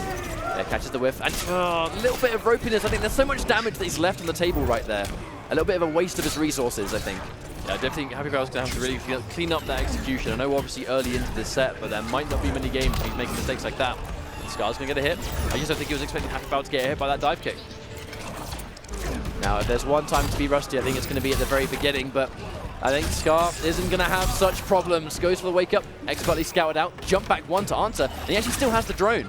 Just remember, you know, a while ago... Wow. Oh my god. A while ago, the patch was given to Brainiac where he can now, from last combo breaker to now, if he's holding trait, whether he's getting hit or on block, he can still hold the drone and summon it anyway. It doesn't disappear until it's been called. Okay, I like the stagger into the throw. Scar has really slowed this match down. Oh, the bait on the back 3 and the whiff punish for the dive kick. I think he might almost actually try to avoid the clash there, or he tried to forward 3, either or. Wow. Yeah, that's going to be a full combo. Doesn't drop it, set up. Oh, the tricky stuff. Where does it hit? Who knows? I mean, that's like an Injustice 1 mix-up too. I mean, like the original Flash mix-ups with the forward 3s. I actually had the read, but let go of it way too early and ate the interactable anyway, and this is Scar's favor by far. Gets throw tech, but it's not enough. Instant dive kick. HappyPow is going to get tagged by that one. Yeah, he definitely wasn't going to worry about that. He had the... I mean, Brainiac players with the Clash are scary, because they have the get out of jail free card, right? And especially when they have that much more health than you do. Like, Scar had basically an entire life bar on HappyPow, because he was just getting... I mean, the character does a lot of damage as it is, but I think Scar, his whiff punish game was on point. He was baiting wake-ups, he was baiting back 3s, and he was always ready to whiff punish with a dive kick. And that's something you just cannot afford to not do, especially in a matchup like this. The Flash. Brainiac. Yeah, he's going for a change. I think he actually wants to switch, either give himself a little bit of time or go for a different change, but in this case, it's actually going to be the back cave. I mean, I wonder what parts of the stage he was trying to get rid of. Do you reckon it was mainly the statues? Maybe. Because the statues combined with the full-screen drones and whatnot could be quite a problem. First hit. Again, taking first... There are some characters that taking the first hit away from them is really important, and Brainiac is one of those. Not letting him meter burn dive kick the second the round begins is a big deal, but my god, the impenetrable wall of drone and jump 1. Oh my wow. god. Max range forward 3, clipping him on the way back. HappyPow does not look comfortable in this matchup, it has to be said. Oh, instant jump 1! My god! Did that combo? I don't know, I think so. I thought only mad. Batman could do that. What? No fear, just going in for the wake up anyway. Scar, not afraid.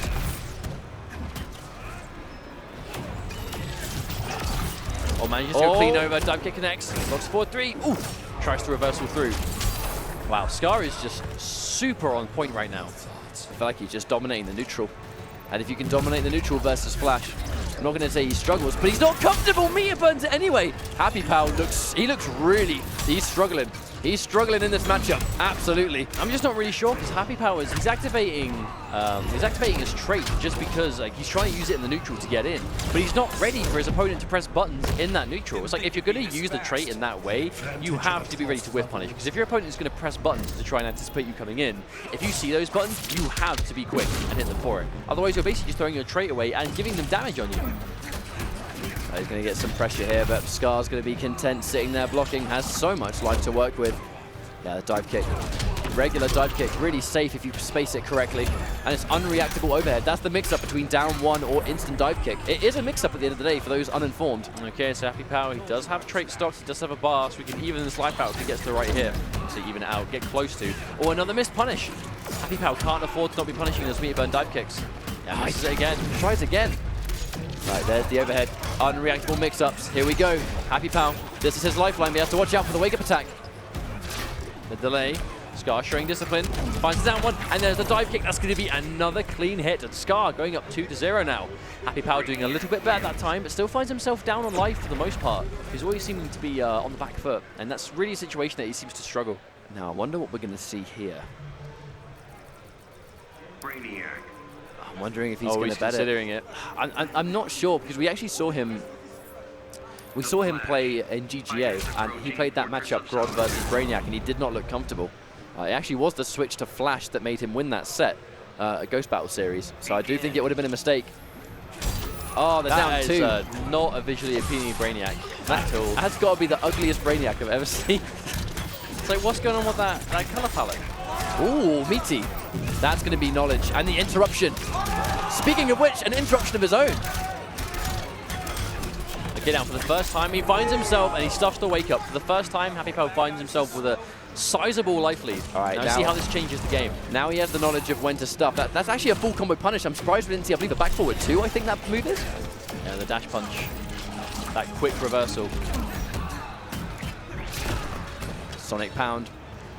Not punished. Yeah, the increased range on that down forward one. Such a good button for Brainiac. Air escape to keep him alive. There are actually a couple of that was a really nice combo from Scar. Let's do a massive amount of damage actually for what it was. 380 meterless, just like that. And Scar is fighting back. Yeah, whipping the jump too, just in case he matches it, but there's the interaction. Increased damage. Set up. Oh, cross up 4-3. The Injustice 1 stuff. There's this Scar can still pull this one back, but if HappyPow wants to win this, he can't get clipped by things like that. Well, match point for Scar. HappyPow does have almost 3 bars of meter, so he's approaching super territory if he can get a little bit more. Tries to go for the trade, doesn't work. Pressure. Takes the plus frames, nope.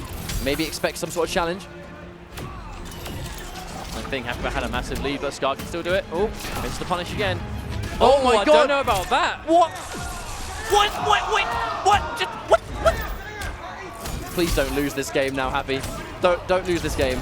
Oh, don't lose. Don't lose. Don't lose. Don't do. Not like this. Not like this. Not like this. It would be, unfortunately, a very HappyPow way of losing the game. But he's still in this. He has a lot of health. And props to Scar if he makes it happen, because he has no health. Oh, he missed. Oh my God. Oh no. I'm so worried. I'm worried for him, but Scar deserves it. Oh, he whips it, and there we go. I love the approach from Scar. I love the attempt to hit the dive kick, because HappyPow consistently been walking into buttons when he activates the Speed Force like that. That was such a HappyPow way to potentially lose the round. It was, but fortunately for him, it didn't happen. But Scar still up on games. Nice interrupt that down one. Ooh. Oh, he misses the combo again. Giving Scar that chance to get out. Now he drops the combo, but he did get good damage. What he loses there is setup. And unfortunately, the screen positioning, which is going to put Scar in a position to get the background bounce for big damage. Uh-oh. Uh-oh. There we go. Evened out. 2 hits, just like that. Let's see if he can recover from this, because Scar's looking so good.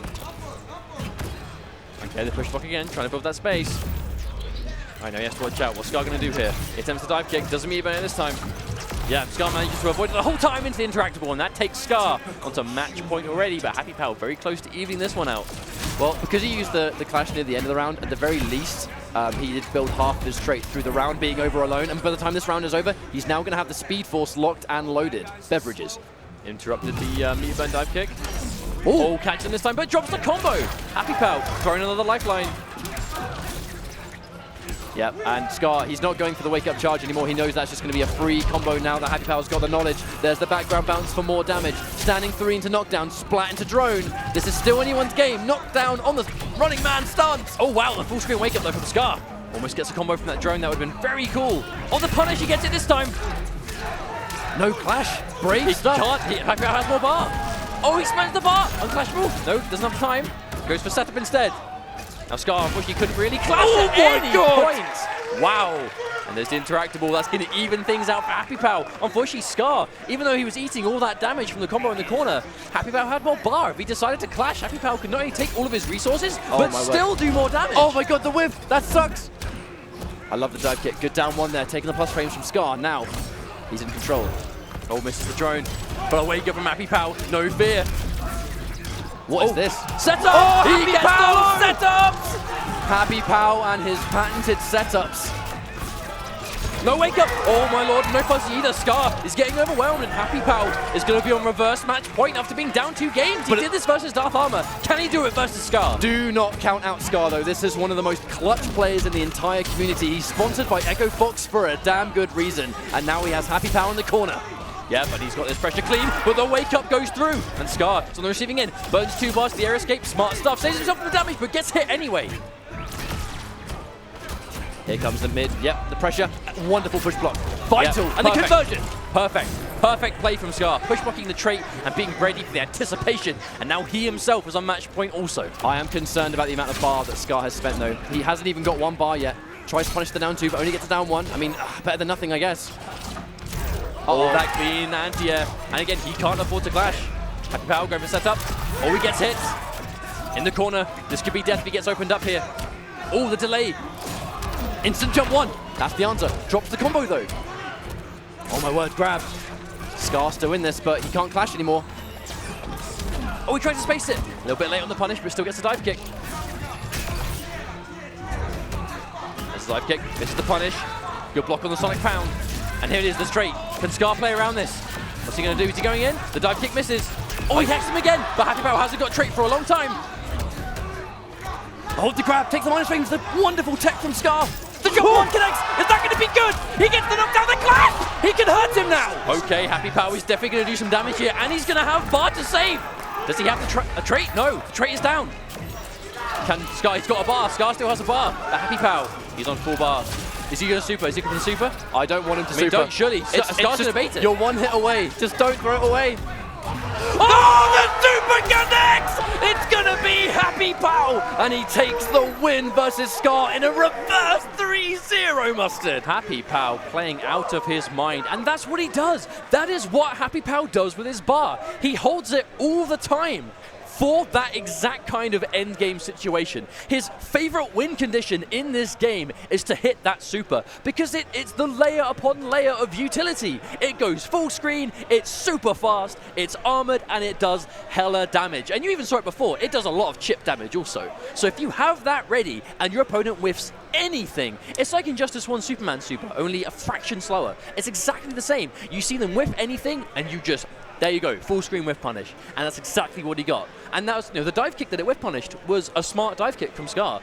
Like, HappyPow was, when he's full screen, he's very hard to anticipate when he's coming in with the running Scar man. was playing around trait so well as well. I mean, like, Scar is in himself a ridiculously sick player. He's not going to be happy with that result because those first 2 games were dominant wins. Oh, but absolutely. I feel like the second we saw the knockdown come through HappyPow, and it was the meteor, again, I can't remember the annotation, but that string, the go-to string that all the Flash players use in their combos in the corner, use that meteor on Brainiac, and it clearly would stuff the wake-up charge. The second you stuff the wake-up charge, Brainiac loses his wake-up option. If you lose your wake-up option versus Flash, he gets a plethora of mix-ups, and those mix-ups are what put HappyPow into the tournament tournament, through the bracket, and now he made out of his pool and winners. That's insane set. We've had some great games already, and this is just pool play. I can't wait to see what it's like a little bit later on. When we find out It's who too gets early in down. the morning for this kind of I hype. mean, you keep saying that, but it's not. It's 11:30. We've gone past the point of it being It is. really early. It is. It's 11:30. Sorry, guys. Well, it's early for me because I'm jet lagged. I mean, I guess so.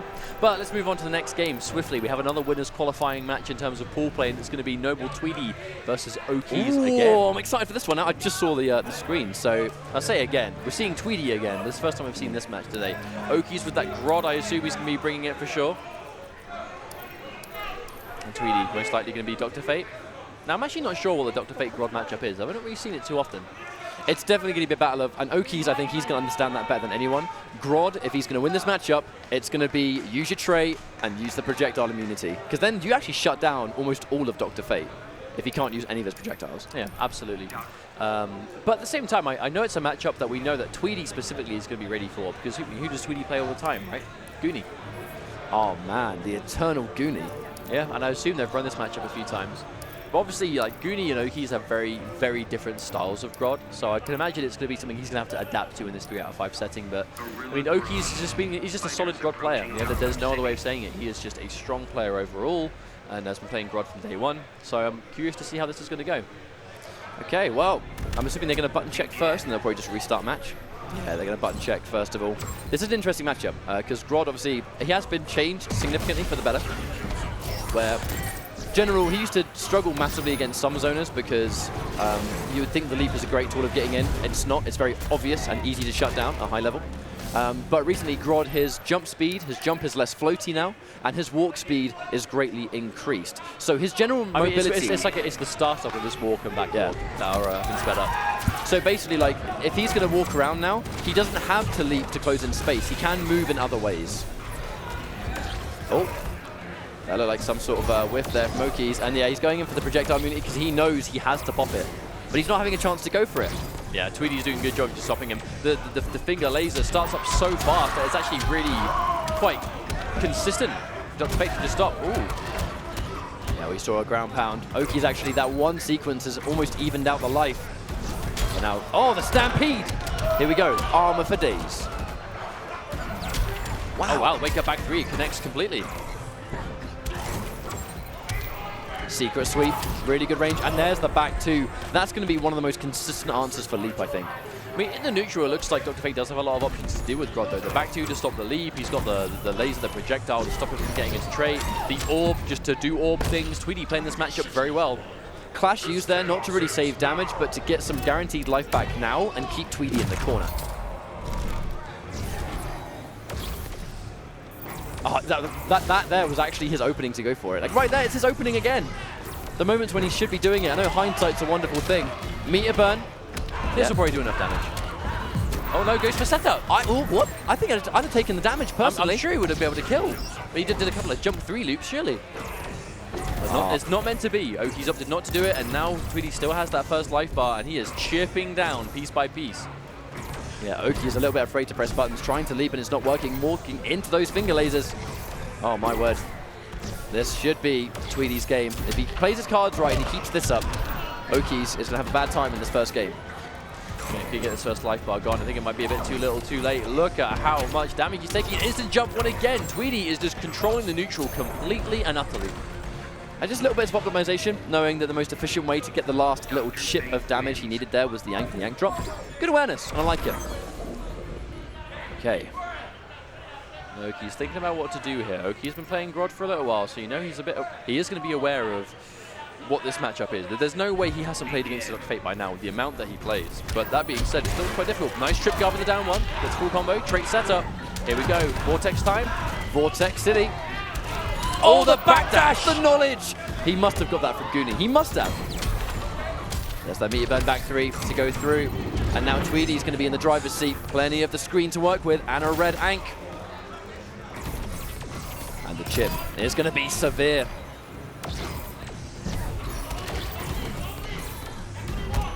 Oh, wow. There's the meter burn stampede is safe. So I want to watch out right here. I see Tweedy just walking back. Yeah, Tweedy has no interest in going anywhere near Oakiess right now. Oh, wow. Just a raw background bounce. Here comes the leaps. What's the mix? No mix necessary because that hurt good enough. Yeah, this time, obviously not to go for the reset, just wants to take the damage where he can. Okay, now he's immune. Here now we go. It's party time. Now it's party time, but he can't walk into back 2. Oh, he missed no! it. He's got up again. Good blocks from Tweedy. He knows. Ooh. Yeah, secret sweep because he was out of range of back 2. Any damage. Even after all that, Tweedy immediately ready with the back 2. He's paying attention. Tweedy is just very calm. Tweedy didn't back 2 when the projectile immunity was there. I'm actually wondering if when Grodd goes into his projectile immunity from trait, is he immune to back 2 as well? I'm not sure. Because Tweedy didn't go for it, and normally he would have. I'm wondering if there's a reason for that. Oh!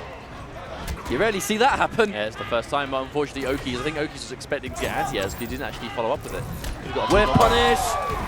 Bad forward 2, unfortunately, and that's going to be down 1. Dr. Fatality. Oh, my fitting. word. That is so fitting. I can't believe we just triggered that Easter egg. Oh, my God. In tournament! He's actually looking good to take this one. Oh, the health regeneration. Oh, look at how considerable that is. He straight up got like 200 health back. Oh, and it's still going.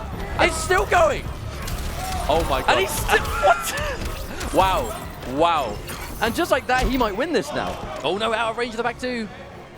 Uh-oh. All right, now Tweedy's in trouble. Forward 3, anticipating a button press. And that's exactly why. You have to watch out. Secret sweep again.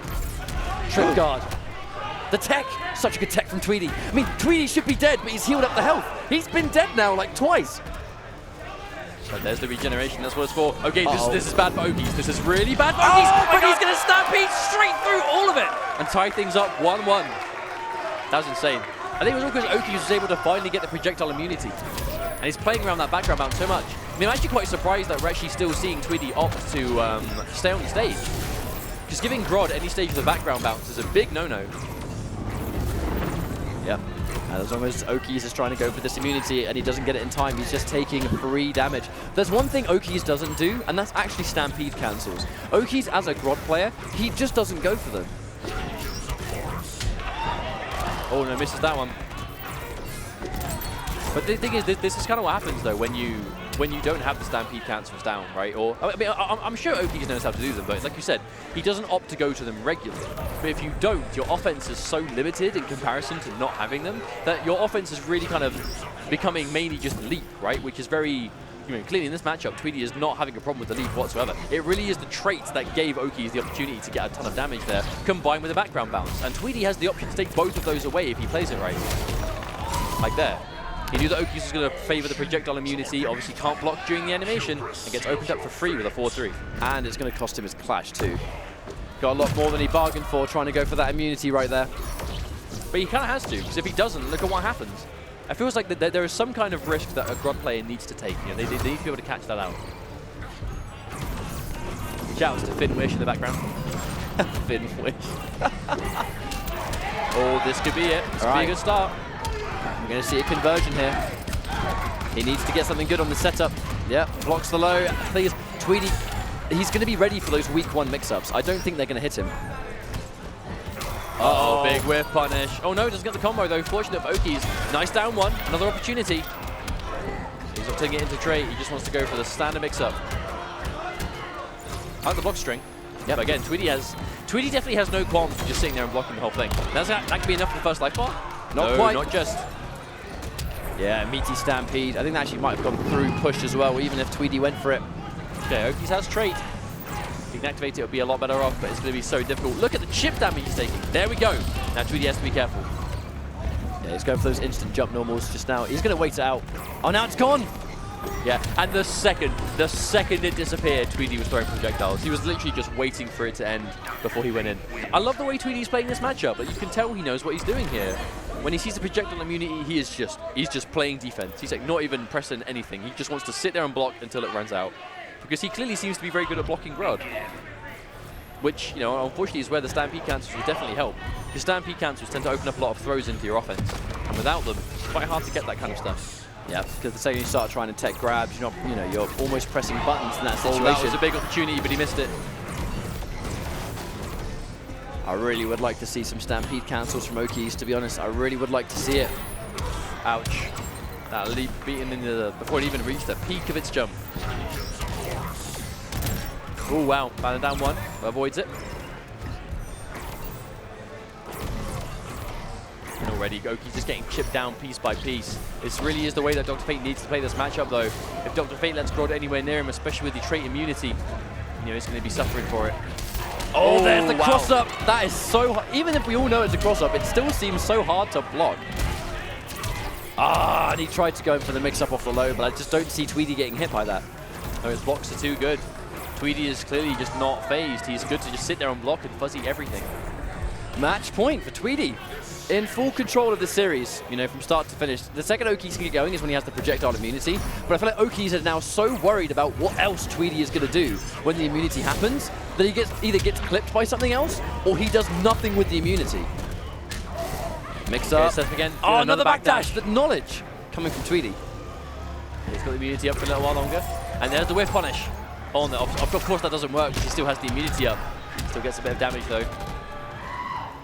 Definitely not the end of the world. Yeah, he's going to start using those anks of pressure. There's the guaranteed drop into more of those finger lasers. There's the cross up again. Oh, no, confirm! Oh, that's a costly drop. That is a costly drop because now he's lost damage and he's been forced to use his clash. And I actually don't think he has a bar. I think he's on like the cusp. He is so close to having one. But no, Tweedy is going to deal damage, and that did more damage than what he was about to clash. I don't know. I think this might be all over for Oakiess. Unless he can make some kind of miraculous comeback, but it's going to be tough. He hasn't got any bar, but he does have trait. Tweedy has like good range to stop him. It's going from bad to worse, isn't it? Oh no, can't even leap over the ank. Oh, and there is the interruption on the down one background bounce. Tweedy is going to be advancing from his pool, and we'll be seeing him later today. Yeah, well done to Tweedy. You know, he's been putting in the grind, as I said before. Like, he has some of the most played, I think he has like some of the most played games of anyone on Injustice 2 Online. I think he does, for sure. So you know that Tweedy is used to it. And also, you know, he plays with Grodd quite frequently. Obviously, he used to play with Goonie quite a lot. So it's definitely a matchup he's going to be familiar with. And especially as Dr. Fate, that is so oppressive in the neutral when you don't have means to deal with it. And it's even then, like, it seemed like Grodd's answer to Dr. Fate was projectile immunity trait, which is temporary. Dr. Fate's answers to Grodd in a more consistent, permanent manner seems to be a lot more reliable. Now, we have our final match of this Block of Fools coming up. We're going to be seeing Echo Block of Fox. Fools? Block of Fools, did I say that? You said Block of Fools. Block of Pools, that's what I meant. So it's going to be Echo Fox Theo. First time I've actually seen him today. Yes, going up against Station. So first time I've seen Theo today, not at all surprising to see that he's in the winners qualifying stage of his pool. This guy is favourite for top 8, perhaps even to win. We'll have to wait and see. Theo is just an Injustice master through and through, you know, and he can really roll with the punches and change around. I mean, he himself was a Superman specialist through and through earlier on, but nowadays finds himself playing, again, we might see another Dr. Fate here, because Theo has been putting a lot of time into Dr. Fate, and he has a very strong Dr. Fate himself. But that being said, we know he plays a few other characters as well, so he definitely has options available. But I'm kind of expecting Dr. Fate. Station, I think we'll be seeing another Flash player, unless he's changed when I last saw him. But Station was making waves early on in the game's life, and good to see him still coming out, still doing well here. I mean, again, he's in Willer's qualifying stage of the pool, so even though we haven't seen him play today, it's safe to say he's been doing well for himself. And Theo, he was one of the, really sort of the premier Supergirl player by the end of last year, and obviously she received some nerfs, but it hasn't actually deterred Theo from using Supergirl. He still thinks that she works in some matchups, so we'll see whether he's going to go for Dr. Fate and Supergirl together, maybe someone else. But he's going to go with those classic, fundamentally sound characters, because the thing about Theo, which always made Theo one of the most dangerous players in the business, is his mechanical skill in Injustice is almost unmatched. Like, he plays it so methodically. Yeah, he's a very patient player. Like, think by the book, right? You know, think of what by the book might mean in fighting game terms, right? People that will go with what they know works. They're very calculated. Theo is one of those players. Hyper defensive, hyper keep away if he can. But just because he knows that that is the optimal way of playing in a lot of situations and a lot of matchups, he's always ready for that, especially when he played Superman. His Superman specifically was like that. And Dr. Fate is a bit more of a one-dimensional character, I think it's safe to say. Dr. Fate's a bit more of a dedicated zoning keep-away character, whereas Superman can obviously be a little bit more diverse, at least back then, last year. I think Dr. Fate really fits this kind of player, and Theo especially.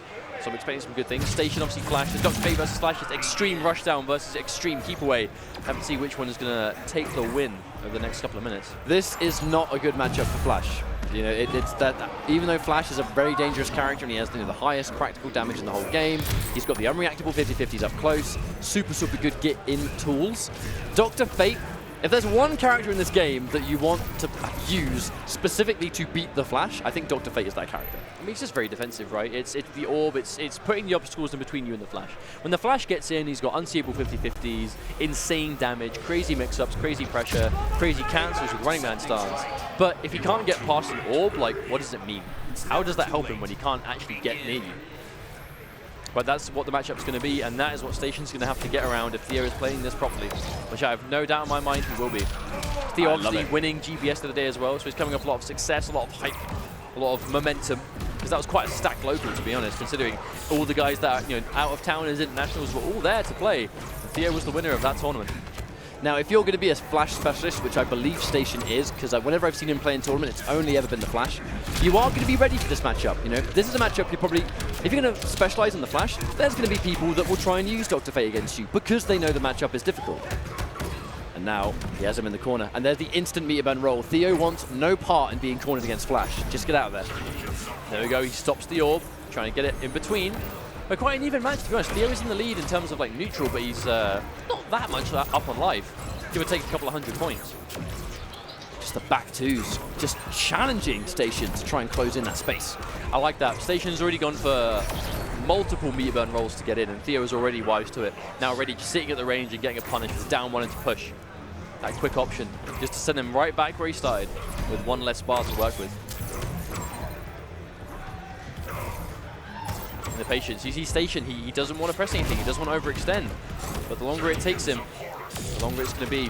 Wow. Station understands that he just needs that one hit to win the round. And there we go. He might have found it. Here comes the trait. Big damage. Yeah, that's going to hurt. Is that enough to take it? Oh no! If he finished the string, it would have been. That would have been it, but that's a heartbreaking drop because it's kept Theo in. I mean, at least Theo's still back to the wall, so he doesn't have the space to move. Okay, there we go. But the push block away.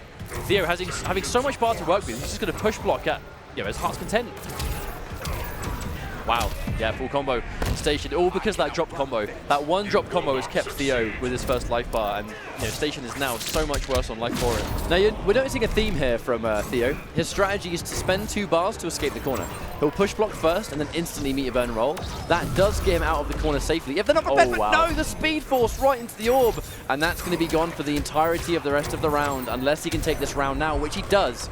But will he even have time to get trait back? I mean, it's going to be up soon. He's got 2 bars, but Theo, a couple of projectiles will finish this one off. Oh, good footsies from Station. Sick. Perfect range. Just dancing out of range of the forward 2, that charge, that go-to neutral tool for Dr. Fate players, but spacing it perfectly. Yeah. Oh, but because he used the clash, he's actually going to lose access to flash trait here. Yep, and now he has to be careful. He has to just wait out the storm, but with chip life, he can only do that so much. Ooh! All right, he's going to get the knockdown. Oh, and the push! I was almost expecting to see that overhead go through the push, because sometimes if you space it correctly, you can actually go through the push hitbox. But in that instance, it didn't quite work out. But I respect the attempt. Absolutely. That was quite a slow game 1. But I guess that's going to happen when you've got someone like Theo, right? We said before, he really isn't afraid to just play hyper defensive, slow the game down. That's exactly what we saw. Well, that was well played from both, to be fair. Can't count out Station. Even though this matchup has seemed to be quite hard, I think he's playing it really well. Oh, wow. No, he just phased through the Ankh Blast. That's amazing. I've actually never seen that before. Or I haven't seen that in a while, at the very least. Didn't seem like enough, that's the problem. Yeah, it was a cool play, but he's still half a screen away, half life down. Well, trait's going to be running out, so those Ankhs are just going to be conventional drop projectiles as normal, but he gets opened up in the corner. We're going to see big damage from Station, spending all of his resources to get max damage, and I respect it. Yep, 600 life has put him in the lead, but Theo desperately trying to get out of the corner, but Station playing calm. Oh no, he jumps himself into the corner. That's the last place you want to be. Yeah, because now he's given Theo lots of free real estate, and he can combo off this because he's in the corner. Oh my word. And he's just going to try and establish space again. It's actually surprising to see Theo go in with the corner pressure, but he couldn't have challenged it because there was an orb in the way. But that was so well played. He just did like 5 of those charges into Ankh in a row with the chip damage ending up the meter. Look at Theo now. Theo has all that screen behind him, almost a full bar of meter. Can't quite meter burn roll, ready for the lightning kick. Nice down 1 punish from Theo right there. Oh my god. And he's just building up the Ankhs for if he inevitably runs out and if he needs to drop them for more projectiles. Oh, the second time he's lost the speed force on that. And now he's almost going to have the Big explosion. whiff from Theo. Station's not going to let that one go unpunished. Okay. Let's take the first life bar down, but Station's, to be honest, he is down a considerable amount of life. Down one, just check the running man if he uses it. And there we go, guaranteed trade. Goes in for the block pressure, I think. Probably wasn't even expecting Station to eat that. Chip City. Couple more of those, and Station's going to be 2 games down. Down one, clean. Found his gap for down one, and he will take it. Dr. Fate wins. This is actually insane. Like Theo is just playing this so well. I mean, it's not a huge surprise considering. Well, we know he's played against the Flash like a lot of times by now, but still. I guess this is why he's in the winner's side of the qualifying stages, at least.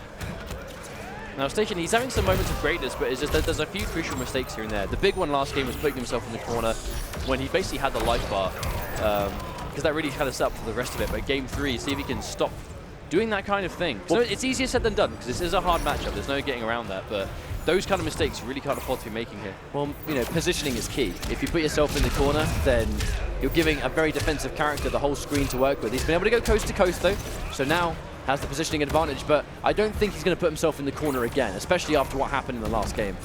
You said again, right, that Theo's been using 2 bars to escape, push block, and then going for meet bend roll. Yeah, the exact same thing that's again. That's the strat. That's definitely the strat. Whiff punish. Full screen into a guaranteed backdash. That is going to be the whole of the screen to work with. Wow. Goes underneath. Still moving with the orb. Actually, I was kind of worried that he was going to go into the orb there. Oh no. But misses the charge at the end and has put all the space in between them again. Oh, he whip punishes, but he's too far away from the rest of the string. That's incredibly unfortunate. Theo now on match point, on the verge of a 3-0 versus Station. And if he wins this round, he will be making that a pool in winners. It just goes to show like how many times that like you basically just can't afford to make mistakes, right? Like how perfect you have to be with Flash and how careful you have to be at all times. Because you miss one string, you place one bad button, and Dr. Fate's sending you back to full screen where you're eating chip damage, he's push blocking you, he's doing all these obnoxious defensive tools. Because he needs to, because you're the Flash. Like, if the Flash gets in, the Flash is probably going to win. Like, Theo, he needs to play this way, and it's working out. He's playing the matchup perfectly. And he's got a nice amount of trait left to go. Just take the chip while he can get it. And that orb, it disappears now, but the damage has been done. Station is in such a difficult position. And he's eating orb chip after orb chip, and a nice ank push at the end is going to do enough to convincingly take that 3-0. And Theo's going to be moving on winner's side of his pool. Station sent down to loser's bracket, but I'm sure he'll be doing fine down there. But Theo, looking good. I think the premonitions from getting a top 8 again is not too unrealistic. I believe it. I mean, he's one of those players that's not only a favourite for top 8, but a favourite for minimum grand finals. Theo, one of the best players in the business. And his character variety goes to show that. So he's going to be happy about that, moving on in winner's bracket. That's everything from us so far. We're going to go for a very short break, and we're going to jump into our next round of Injustice 2 pools for the Pro Series. So don't go anywhere, because we will be right back. Hey guys, what's going on? This is Injustice 2 here at Combo Breaker 2018. I am DarthArma, joined by my very good friend, Mr. Aquaman. Absolutely. And I'm so excited for this block of pools. We got a lot of heavy hitters here. Dragon finally in the building. We know that, you know, he's spent some time playing a few other games, but he's here and he's always a threat, man. This guy is so consistent. Basically the world champion right now. He is winning both E-League, winning both EVO. Insane. His pool, it looks on paper to be, maybe it might be a little bit tough. There's a couple of big heavy hitters in this pool. We are in the H pools, if you're following along on Smash.gg. Also in the H pool, coming up, we've got sitting down one of the best. Black Canary. The best? Don't take this wrong way. One of the best looking dudes in our scene. Dab. I mean, look at that hair. This man is probably the definition of swag, and also a man on the other side sitting next to him, Skeezer, a man of tech. Posting a lot of videos. He's a really big discoverer of these games, and not just NRS games, but all fighting games in general. So this is going to be a really good match. Skeezer will definitely surprise you because he's got the knowledge. He's got everything down, and there's going to be four H pools going on, and we'll try to break it down as much as possible. But I just looked at Dragon's pool and noticed that. So Shark Teeth got thrown in that pool. Yes, Shark Teeth all the way over from the Middle East. A literal like shark thrown in the water, you know. Also in there, low-key So Sick Nash fan, who has beaten Dragon online with a Poison Ivy. Does that really count? Maybe. I think it counts. It might. I think it counts. Was there money on the line? Were Yes. there any? Oh, then it counts. Yes, if there's there money was. on the line, then it counts. In this same exact pool, we've got Infinity, we've got Jesser, we've got GunShow, and Dragon. Gunny. So this is a really stacked pool. That's gonna be a tough one. But Dragon, I mean, coming in as the number 2 seed, of course, right now. You said technically multiple world-time champion. Oh yeah. Coming in, we haven't seen him in a while. Yeah. No, Dragon's been. And he had the big scare before coming here to Combo Breaker. We're really glad that he's feeling good. I talked to him this morning. He's feeling fantastic. He's just ready to play. He's focused. Great. That's awesome. That's great. I mean, hey, that happens when you're in an environment like this. You're just so prone to anxiety, and sometimes that takes a bigger toll on some people than others. Absolutely. And it's all about if you're one of those people, it's all about shaking it off and coming back strong. And I think Dragon's gonna be coming back strong. I don't think he's gonna let it phase him at all, even though he's got this stacked pool, which is bad news for everybody that's in this pool. Yep. But it's great news for everyone at home watching. It's Yes, great it news is. for us because we get awesome matches to commentate. So we're actually going to be switching it up. It's not going to be Dab versus Skeezer. Yep. It's going to be Swift versus Triiclops. Triiclops, another online warrior, definitely very present, always looking for tech. Yeah, he's very active. He's also Super a part active. of that New Jersey, New York scene where they meet up at NLBC. He practices with Coach Steve a lot. Those guys. He's really active with those guys. And plays, I believe, Catwoman, and he has good results here and there. It's pretty mixed, but I love his grind, his attitude. Same thing with Swift. Swift very active in the NRS scene. On Twitter, you see him online as well, trying to compete in as many things as possible and just do his thing. And I can't wait to see these two go at it because on paper, I'm kind of seeing two individuals that are very similar in how they approach the game and approach the scene. And I'm really curious what's going to happen here in the match. Yeah, approaching the scene is huge. And, sometimes you don't have to really make it to an event. It's easy and it's great to make it to an event. You'll have a good time, I promise. But, if you just kind of take your time, use your resources, make a Twitter account and start talking to people and really put in that time, really put in that work to find these setups and to learn matchups, people will listen. People will listen and give you the time of day. Yeah, my number one advice coming into this, a few people reached out and said, hey, Combo Break's my first event. What should I do? I said, first, drink water. Arma just did it right in front of us. Stay hydrated is very key at major events. Us casters, we go 10 hours forgetting to drink and eat. And so do a lot of competitors that are competing in multiple events all day. You completely space drinking, completely space eating. Stay hydrated, folks. It helps out a lot. But talk to everyone. Talk to anyone that you see that you might know, recognize. Say hi to them, engage with them, because you might think someone, a top player, like you're walking up to a Sonic Fox, you might, mentally have that block of, oh, he won't give me the time of day. Everyone's going to give you the time of day at these fighting game events. We're all very humble guys. Just reach out, and it's all about coming to these events and becoming a part of the family, because these just feel like family reunions to me. Oh, yeah, I walk absolutely. around, see all these people I've known for years, and it's just a good time. It is, and no one's really gonna just brush you off, if they don't know who you are. And I mean, when you say that to someone like, hey, Yeah. I watch you this, I'm a big fan of whatever you do. People love hearing that. Yeah. Honestly, people love hearing it. I mean, And make a name for yourself as well. Also, at casual desks, a lot of new guys at their first events will never walk up to a station and call next. So I want you guys, if you're trying to get better, if you're trying to practice, come to an event. If you see two people playing and you don't want to bother them, I'm giving you the okay. Jump in there, say, I got next. no, they have to jump in there and say, Mr. Aquaman said, I got next. Oh, there you go. That will definitely get That'll you on. get you in.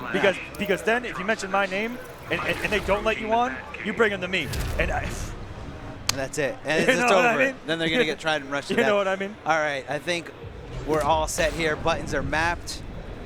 And Triiclops going with Atrocitus, I believe. I remember him switching to Atrocitus a while back. He has a couple characters up his sleeve. Like I said, straight to Coach Steve, a pretty good Atrocitus himself. Yes, so I'm sure he's learned a lot. If you guys don't know about Coach Steve and how powerful his Atrocitus is, you need to see Coach Steve versus Dragon. The scariest walk forward he did it in pools earlier as well. He did it to somebody. It was against Trey Pound. He just had Dexstar up, and he just walked. He just walked towards this man. And Swift, living up to the reputation of his name and playing the Flash. This man's trying to come in here with the swiftness and mix this man to death, hopefully before. Ooh, they're down two. Good. It's a great down two from Atrocitus. It really is pretty fast, has a great hitbox, and you know, it can just lead to so much, or I guess decent damage into a free Dexstar summoning. Yeah, that's what it's all about. It's all about the setup from it. Look at this. Look how the forward hitbox on it. Taking a flash out of the sky, and Triiclops off to a great start. Already halfway back to a Hello Kitty. That's it, Hello Kitty coming on. Hold on, the Flash is gonna use a character power of his own, slowing down time and giving him all this combo ability. What's the mix-up? The lows. And Triiclops just getting a little bit of breathing room, shaking right through the interactable, not getting hit by it at all. You're gonna be used to that. Ooh, a lot of breaths here by Triiclops. Coming in with the 4-2-2, the old school mix right now. And oh my goodness, walking into the active frames of the Vomit there was Swift, and that's gonna be the health bar. Wow. You gotta watch out for that Blood NATO. It's gonna track you no matter where you are.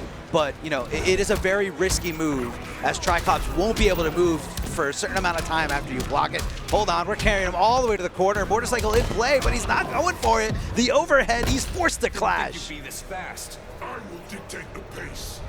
That was a beautiful pickup, by the way, from Triiclops. That was a tricky conversion. It got him the corner, and he got him with the mix. Wake up, Brett, though. This man's a little bit of a savage right now. He's feeling himself. He's comfortable. We're playing some Injustice too. That's it, baby. The puddle got a meter burn to extend the combo.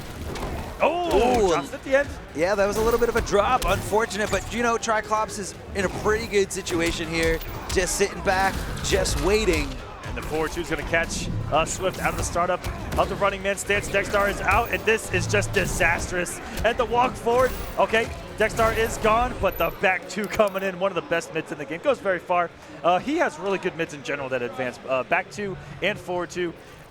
It's all beautiful. Oh, it is, it is. But, you know, as much as Swift did get demolished in that last game, he was able to just continue his head, to keep his head strong. He even teched that throw at the end to kind of just show Triiclops, like, all right, I'm not. Whoa. Oh, man. Let's go. It just changed. But the trident that Aquaman was just holding, woo, it was beautiful. Ask him to go back to it. Hey, Swift. Hey, Swift. No, he's not going back to it. It's okay. He can't hear us. He is so embedded in the game because of those Astro headsets that he's wearing right now. Those are some pretty nice headsets.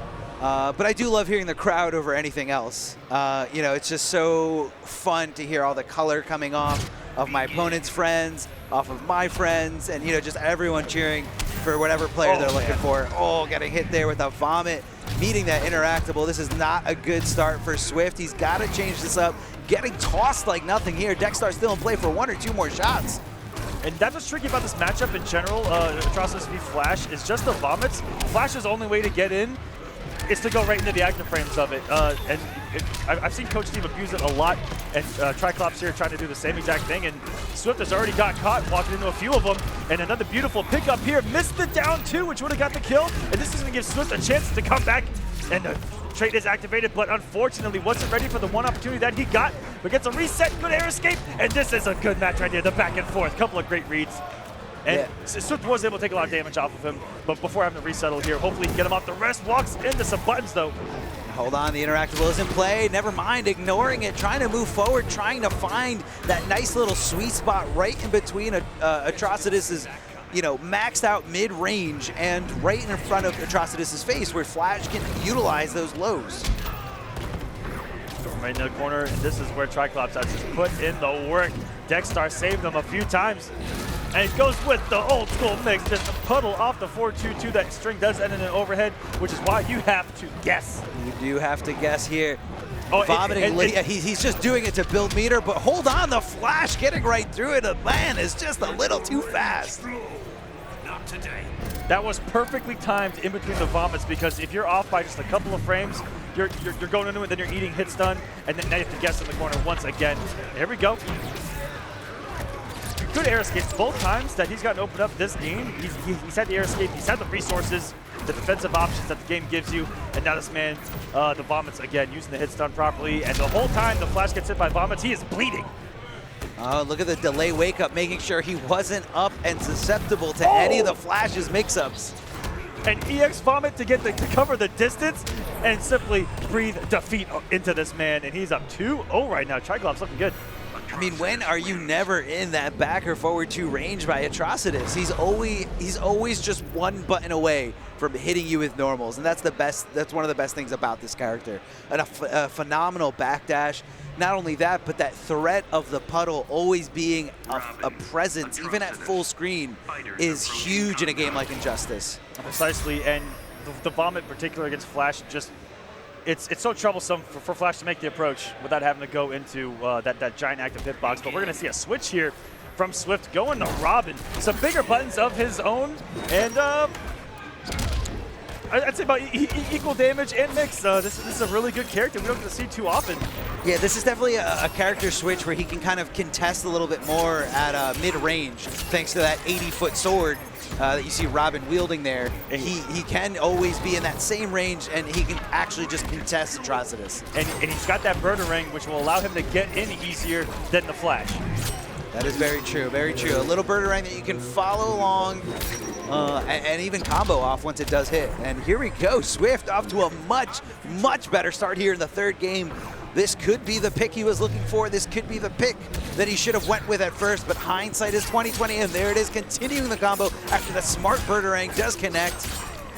Oh, does end with the Assassin Strike, which is the beautiful position. And there you go. There are the buttons looking for the whip punishes. And Triiclops can't just sit back, especially with a health deficit, when he can throw out Burnerangs followed in for the mix. Rage runs deep. Don't need a red ring to know that. Damian Wayne is very full of rage. Yeah, so he'd actually be fueling Atrocitus in this matchup on paper. But right now, Swift putting in the work. Another air escape by Triiclops, but the damage is being done. And actually having to hold something on Wake Up, but risky Wake Up. I like that. Ooh, no meter burn to continue the combo. But, you know, I think Swift is fine with it. He's not sweating it. He's got a huge life lead here and just jumping in there with that giant sword. That was a little bit of a shimmy. He walked up, waited a second, jump 3. Hey, I mean, it was the anti-shimmy shimmy here. Are we going to see a switch? Oh, my goodness. An immediate switch to Starfire from Triiclops. Wants a stronger zoning game. Keep this man away. Now, a lot of people say that Robin, you know, one of his biggest weaknesses is the fact that he can get zoned out. You know, his projectile, his full screen presence has a lot of startup. But I think Robin does have a lot of tools to utilize and get through zoning. As long as he's managing his meter right, he can use it for meter burn roll. He's got one of the best meter burn rolls in this game. Covers so much distance. And you're definitely going to see it in this matchup. And speaking of covering distance, Starfire covers it all with this zoning. High mobility as well with her special moves. And the random gear generator giving Robin not a single cape. This is the bare bones looking ketchup and mustard Robin we got going on over here. Yeah, that is a very strange Robin. You don't see it too much. Everyone loves the cape. Oh my goodness, this is looking like a good switch here for Triiclops. He's looking ready, so playing the matchup numbers, always having an answer for something that your opponent might throw at you at any time. Looking really strong, got him in the corner. Very good for Swift to take his turn. The mix working out, but not getting the huge damage off it. That was no commitment, just wanted to keep it safe by throwing that trade out there. And the Firetail getting her out of the corner, knowing that it's safe. Even if he did block it, she could easily just meter burn it. Oh, hold on. No, knew it was coming, but quite a drop there with the background bounce there. It would have been enough for Robin, but unfortunately, he's got to get a few more right hits here. Oh my goodness, from downtown with the back 3. And this is all stemming from Swift going for an optimal damage and combo off that 4-3 when he could have done something a little bit simpler. I've seen a lot of Robins drop those, I think they're stand 3 combos. I mean, that's what happens when you're not used to the character. You know, we saw that this wasn't his first choice going into the game. Great interrupt there by Starfire. And just like that, Triiclops going to take the set 3-1. Looking really strong. I like what I'm seeing out of him so far early on in this bracket. Came prepared. And this man drove here today. Today? Yeah, I believe he had work last night and said, I'm actually going there I'm getting there for my pool. I want to say he drove here from New York. That's dedication, because that is at least a 12.5, 13-hour drive, and that's if you don't stop. And we all know we stop. Everyone stops on those long road trips. You just can't. And coming up to the stage, we have Shark Teeth going up against Dragon. We already got... So this is so big. Ready? I actually talked to Shark Teeth yesterday about this matchup, and he said he's been preparing so much just for this match. I'm really curious because this is our first time seeing him here.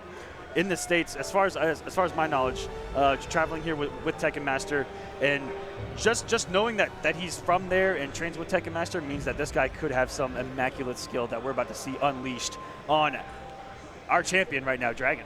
I mean, it could definitely happen. For those of you who don't know, Shark Teeth, a very good friend and a very good, training partner of Tekken Master. Tekken Master getting, I believe, 3rd place at E-League, just always consistent with his results, consistent despite the fact that he doesn't really have much of an offline scene near him. And, even though Shark Teeth is his training partner, they still live very, very far away from each other. And they live in an environment where it's not so easy to get to one another. And I feel like Tekken Master can give Shark Teeth the formula and, the know-how on how to deal with a player like Dragon, understanding his tendencies. It's when you come to these events and when you're playing at such a high level, it's not just playing at the event. The training starts way, way before. Understanding who you could run into, who you're afraid of, and how to stop specific setups, and how to counter certain play styles. And in this case, they knew that Shark Teeth was in Dragon's pool. Mm-hmm. And, I'm sure he knows everything that Dragon is ready to throw at him. It's just about, can Dragon keep up that wall of defense? Dragon is pretty much an immovable object. He really is, and we got to witness some of the best defense, I think, ever. Going back to when this game even first began, coming into a brand new game for him. We were like, he was fantastic in Mortal Kombat. That's where he made his insurgence onto the scene. Injustice, it's a different monster. Not for this kid. He came in with the knowledge, with the confidence. Yeah, he came in with confidence. With the confidence, and he puts in the work. If you guys talk to Dragon and you know how he trains, there's a reason why he's the best. He has catalogs, he has folders of people, matchups, situations, everything. He's got notebooks. This man studies. Shark Teeth is coming in with Supergirl, a character Dragon has a lot of familiarity with, having played her himself, as well as having played, Theo's, all the good ones here in the States, Nivek as well, who is here in the building. I'm so excited to see Nivek once again. One of the heroes of the world. Every time I see him win, it's so happy. He does the little Supergirl pose. Let's go. Yeah, my heart was broken seeing him at the last chance qualifier, just one spot away from not qualifying. But, he's here. He shook it off. And, he's here ready to do what he loves doing, and that's competing in NRS games. And here we go. We've got Allegiance's Dragon going up against Shark Teeth. I believe it's Nasser Shark Teeth? Nasser Shark Teeth, yeah.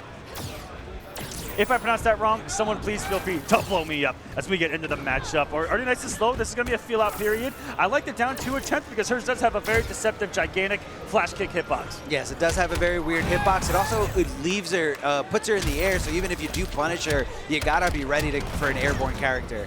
Oh, I really like the meter build at the end. That's someone that knows what they're doing, playing very calculated right now. Is Shark Teeth, and getting the hits, and could have got some massive damage off of that. That is where her scaling kind of doesn't exist, is when she actually gets those cancels in the corner. Oh, the down 2, he knew it was coming. That is a high, and you can get under it with a down 1 or a down 2 by almost any character. And he's staying at that 4-to-1 range, but that's all Dragon can do. Outside of an instant dive kick to try to get into the plus, things like that. Shark Teeth already looking so strong early on, and starts off with almost a perfect here, sitting pretty on Dragon's second health bar here, trying to send a message to the world that he is here to win. What a scalp it would be if he could take it off of Dragon, but right now he's going toe for toe here, hit for hit, and he's okay with it considering that he's got a huge life lead. He is not sweating anything at all. Dragon's the one that's in the hot seat, but how is he going to adapt? How is he going to change the situation? Exactly. Going for the Black Magic. And I believe Supergirl doesn't have anything to punish Black Magic straightforward like that. I think that the straight laser might be fast enough, but we'll have to see it in action. As Dragon does look a little bit lost here. Shark Teeth playing so strong. He's being very mobile, but also cognitive of what Dragon could do at certain ranges. So he's scouting and trying to, I guess, bait Dragon into pressing certain buttons. Oh, the down 2 not working out. Looked like it might have been a good reaction right there. But Dragon finally getting a little bit of pressure, but beautiful reaction of Shark Teeth, seeing that he staggered that back too. Oh, hitting him with that sweep, the frost breath there by Supergirl, the low one, knocking him off his feet. Going to the other side, wants to get out of the corner, wants to put Dragon in the corner, and no challenge there. Gets hit by the low, the Black Adam's one and only low. Oh, and without a wager, this could be the death here. And Shark Teeth is going to take game number 1 here against Dragon. Can we talk about how decisive that first game was? Didn't even get off his first health bar. He still had at least a good 25%. And look at Tekken Master giving him a little bit of coaching. He just won. Don't tell him to change anything. Tekken Master's telling him, listen, man, you did all of these things wrong. You shouldn't have even gotten hit in the first place as Tekken Master. You know what to do as Dragon, making the switch to Dr. Fate, who we've seen in action quite a lot this weekend so far. Very strong character. Oh, I right to your face. I actually just saw Dragon pick Catwoman. Catwoman. Him picking Catwoman, I don't think I've ever seen. I'm not sure if you've seen him. I know he's participating in a lot of online tournaments, but this is very different, and I feel like I'm gonna level with you. I've seen it a couple of times, and it hasn't been pretty. Not pretty, huh? Not the nice Catwoman we're used to seeing, usually from Semiij. But hey, at least it's something here. But I think giving Shark Teeth that statement of I'm gonna switch shows him he's got Dragon exactly where he wants. Dragon is scared right now. Hold on, the cat dash, meter burning it, continuing the combo. This is gonna hurt. What's gonna be the mix-up afterwards? Goes for the overhead cartwheel. And this is Dragon's first match, so he may not be fully warmed up here.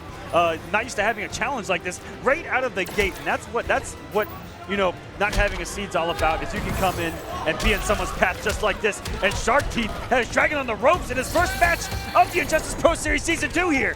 Chipping him out there with the laser, walking him down all the way, and really nothing Dragon could have done there except let go of block. Okay, hold on, is he gonna tie this up? What's gonna be the mix-up? The low. Spin the bar, all he has to do is get in range. He has the bar to the V+. Oh, does not have the trait, so got to look for a hit, and he does get it with the gigantic jump to a crack of that whip from Dragon. Going to keep things even here. Yeah, that whip going all the way downtown. Probably Catwoman's best asset overall. Challenging her there right after the laser. Good stuff there by Dragon, understanding the frame data, understanding how soon he can move before Supergirl. The jump in one right out of the sky. Time I whipped you into shape. Dragon back to the wall. This was an early clash here for him. Dragon is usually an early clasher, but I feel like that was a little bit of an overextension there. He really didn't want to lose a speck of health, and that just shows you what kind of mind state he's in right now. He doesn't want to give Shark Teeth any wiggle room here. And every time Dragon's taken to the sky, Shark Teeth has had the reactions. I'm really impressed by what I'm seeing out of this man. Kryptonians value respect, then quit yanking my tail. All right, what's he gonna bet? The 2 bars, 25% as a health regain. That's a bang for your buck, man. I'm also looking at the bracketology right now. If Shark Teeth were to pull off this monumental upset, and if winner of this goes on to play Infinity, so he's already getting warmed up for some Catwoman right now. There you go, Dragon doing him the nice favor here. Continuing the combo after the Frost Breath. What side is he on? Dragon with the delay wake up. Very smart stuff. Yeah, that would have been a tricky block there if It would have woke been up normal time. And let's see what Shark Teeth does about the situation. If he anticipates him to do it again, or if he doesn't. You see some huge damage, and more importantly, the corner push here walks right Into that bumper car. Yeah. Bumper car so good, especially when you give it a nice meter burn here. Oh, this one's gonna hurt. It's gonna be enough. And we were just talking about this Catwoman, the debut of it. Was that a pretty Catwoman? It was. And the composure. Early on, he was definitely feeling it out. You can see him feeling it out. Didn't get a lot of clean hits, a lot of stray hits here and there. But at the end, it looked incredibly crisp, had the combos, and more importantly, the position that Catwoman wants, which is they're back to the corner, and you want them freaking out and making any mistake, and she will definitely hang you for it with some huge damage. And Dragon looking good. The composure. And Dragon, we haven't seen him in a while, so we don't know what tricks he might have up his sleeve for this event. And we're already seeing one. This Catwoman. is one. This was a big trick. I did not think I would see this in a million years, and I don't know if Shark Teeth and Tekken Master are ready for this. Did Shark Teeth really explore everything he could? Exactly. If he goes through the entire playbook of Dragon in the past year, nowhere on that sheet is it going to say prepare for his Catwoman. And if you look up his Catwoman, I'm telling you, it ain't gonna be that pretty. Well, it is now. This is gonna be solidifying the beauty that is Dragon's Catwoman as she just takes this background bounce here. I'm not sure what Shark Teeth was looking for, and that is the first teleport I've seen coming out of this Supergirl. And what a punish here. Never mind, a huge drop, a commentator's curse there. Unfortunate for Dragon, but great for Shark Teeth, getting a little bit momentum back on his side. So that tells me two things about Shark Teeth. He wanted to take a risk early. He wanted to take away the momentum from Dragon, but unfortunately it didn't work out, and now he finds himself in a deficit. But I think that Shark Teeth needed to send a message early. I think that's why he took a risk like that already, just to test Dragon. But test Dragon, knowing the character, simply stayed crouching, got the punch. Yeah, no, Dragon is a very patient player. Like we said before, just all about defense, all about waiting. This is the only kid I've ever seen in my life block pre-patch Batman for at least 50 seconds. It is very impressive watching Dragon take on Batman, knowing when the cross-up is happening, when the forward three is coming. Hold on a second here. And that looked like a tricky conversion too. I'm glad he picked that up. But that jump normal looked like he may have hit behind. Could have crossed himself up, but I feel like he was getting a max meter gain. Again, one of those situations that you don't really think about too much, especially if you're not a super high level player. You don't think about which combos get you more meter in what situation. And something very important to watch about these top players is how they build meter as well. It's something that's very seldom talked about, as the 4-3 is going to even things up here once again. In this particular matchup, these have been incredibly close. And Dragon sealing it out again, baiting out the throw a second time, the shimmy. Shark Teeth, the one to early wager here, and I love both these guys have tried to maintain their full health on these second bars, no matter what. And Dragon in the driver's seat, all of a sudden, a little bit of momentum there, beautiful backdash on the wake-up breath. Gonna get comboed here. Are we gonna see the early wager from Dragon? We are not. That's a different story. That is a very different story. Dragon always the first one to just wager as soon as possible. Is Shark Teeth gonna give him the opportunity to go for it? Shark Teeth is airing him every chance. Whatever you say. There's no fear in this man of Catwoman in the air, and I respect it. It's all about the call out. It's all about getting in your opponent's head, knowing exactly he's going to jump at this point. He's going to do this string and then go for the jump and then the sweep jumping in. Unfortunately for Shark Teeth, he didn't go into the jump in 2. Instead, decided to hit the 3 and knocking Catwoman off her feet. But I think as long as he keeps the composure, he should be fine. The neutral jump too. Yeah, right as I was about to say, he's done a great job of keeping Dragon grounded. But the couple of jumps we've seen from Dragon are some neutral jumps that have paid off handsomely. Ooh, following that breath in. Oh, was looking for some armor, perhaps? Possibly. Ooh, what a whip punish, and oh my goodness, Shark Teeth is now up 2-1 on Dragon. That's a statement sent. That whip punish was out of this world, ladies and gentlemen. That was huge. Just staring at Dragon and saying, I know you're going to press the button. Do it so I can win this game. And Dragon having the confidence to stick this out with Catwoman, betting it all. If you're talking about how Dragon is refusing to get coached by anybody, just going in this solo on his own. That down 2, and no punish there by Dragon. That is a very tough down 2 to punish. Even when you do hit her, she's airborne. And it looked like even there she had recovered and low profile that stand 1.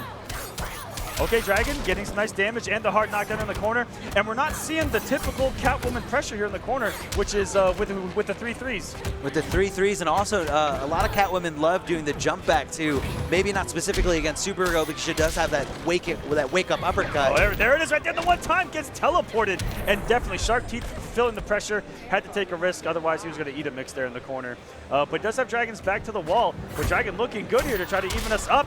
Already doing damage on the second health bar. That's what it's all about. Try to get him off that clash now.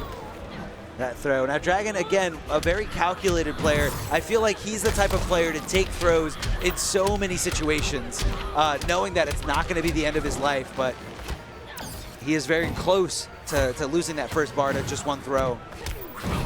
Oh, very good pitch by Shark Teeth, waiting his turn, taking it, and oh my goodness, we're almost even up again. Not only was that a meter-building combo that he did grounded on the ground, but instead of launching him with a forward 3, he kind of just took away the chance for Dragon to flip out of the air. Beautiful patience by Dragon. Shark Teeth going for a mix-up. He's mixed up when he's gone airborne, and if he's going to air dash or not, very, very well. Dragon scouting that one out beautifully. And a couple of great reads on jumpers by Shark Teeth as well. Dragon pushing a couple of sweeps on the ground, things like that. And the neutral jumps, like I talked about last round, doing the work for Dragon. Now, what's the mind game here? Is Dragon going to use his bar or not? He does. He does, and Shark Teeth went the safe route, decided to just make sure he won't lose any health if Dragon uses all 3 bars. Time out, kid. As if. As if. 1 bar for Dragon, gets him 15% back as a health regain. I think that's worth it if you consider that, you know, it's just 1 bar. You know, you will build the second one, especially when you take hits like that from Shark Teeth. Dragon already just pretty much almost 1 combo away. Oh my goodness, another whip punish just like the previous round, and now the pressure is on. There's no air escape, there is no wager on the screen. Gets him with the throw, and we're in kill territory right now for Shark Teeth to send Dragon into losers first round of Combo Breaker 2018. Jump 3 every single time.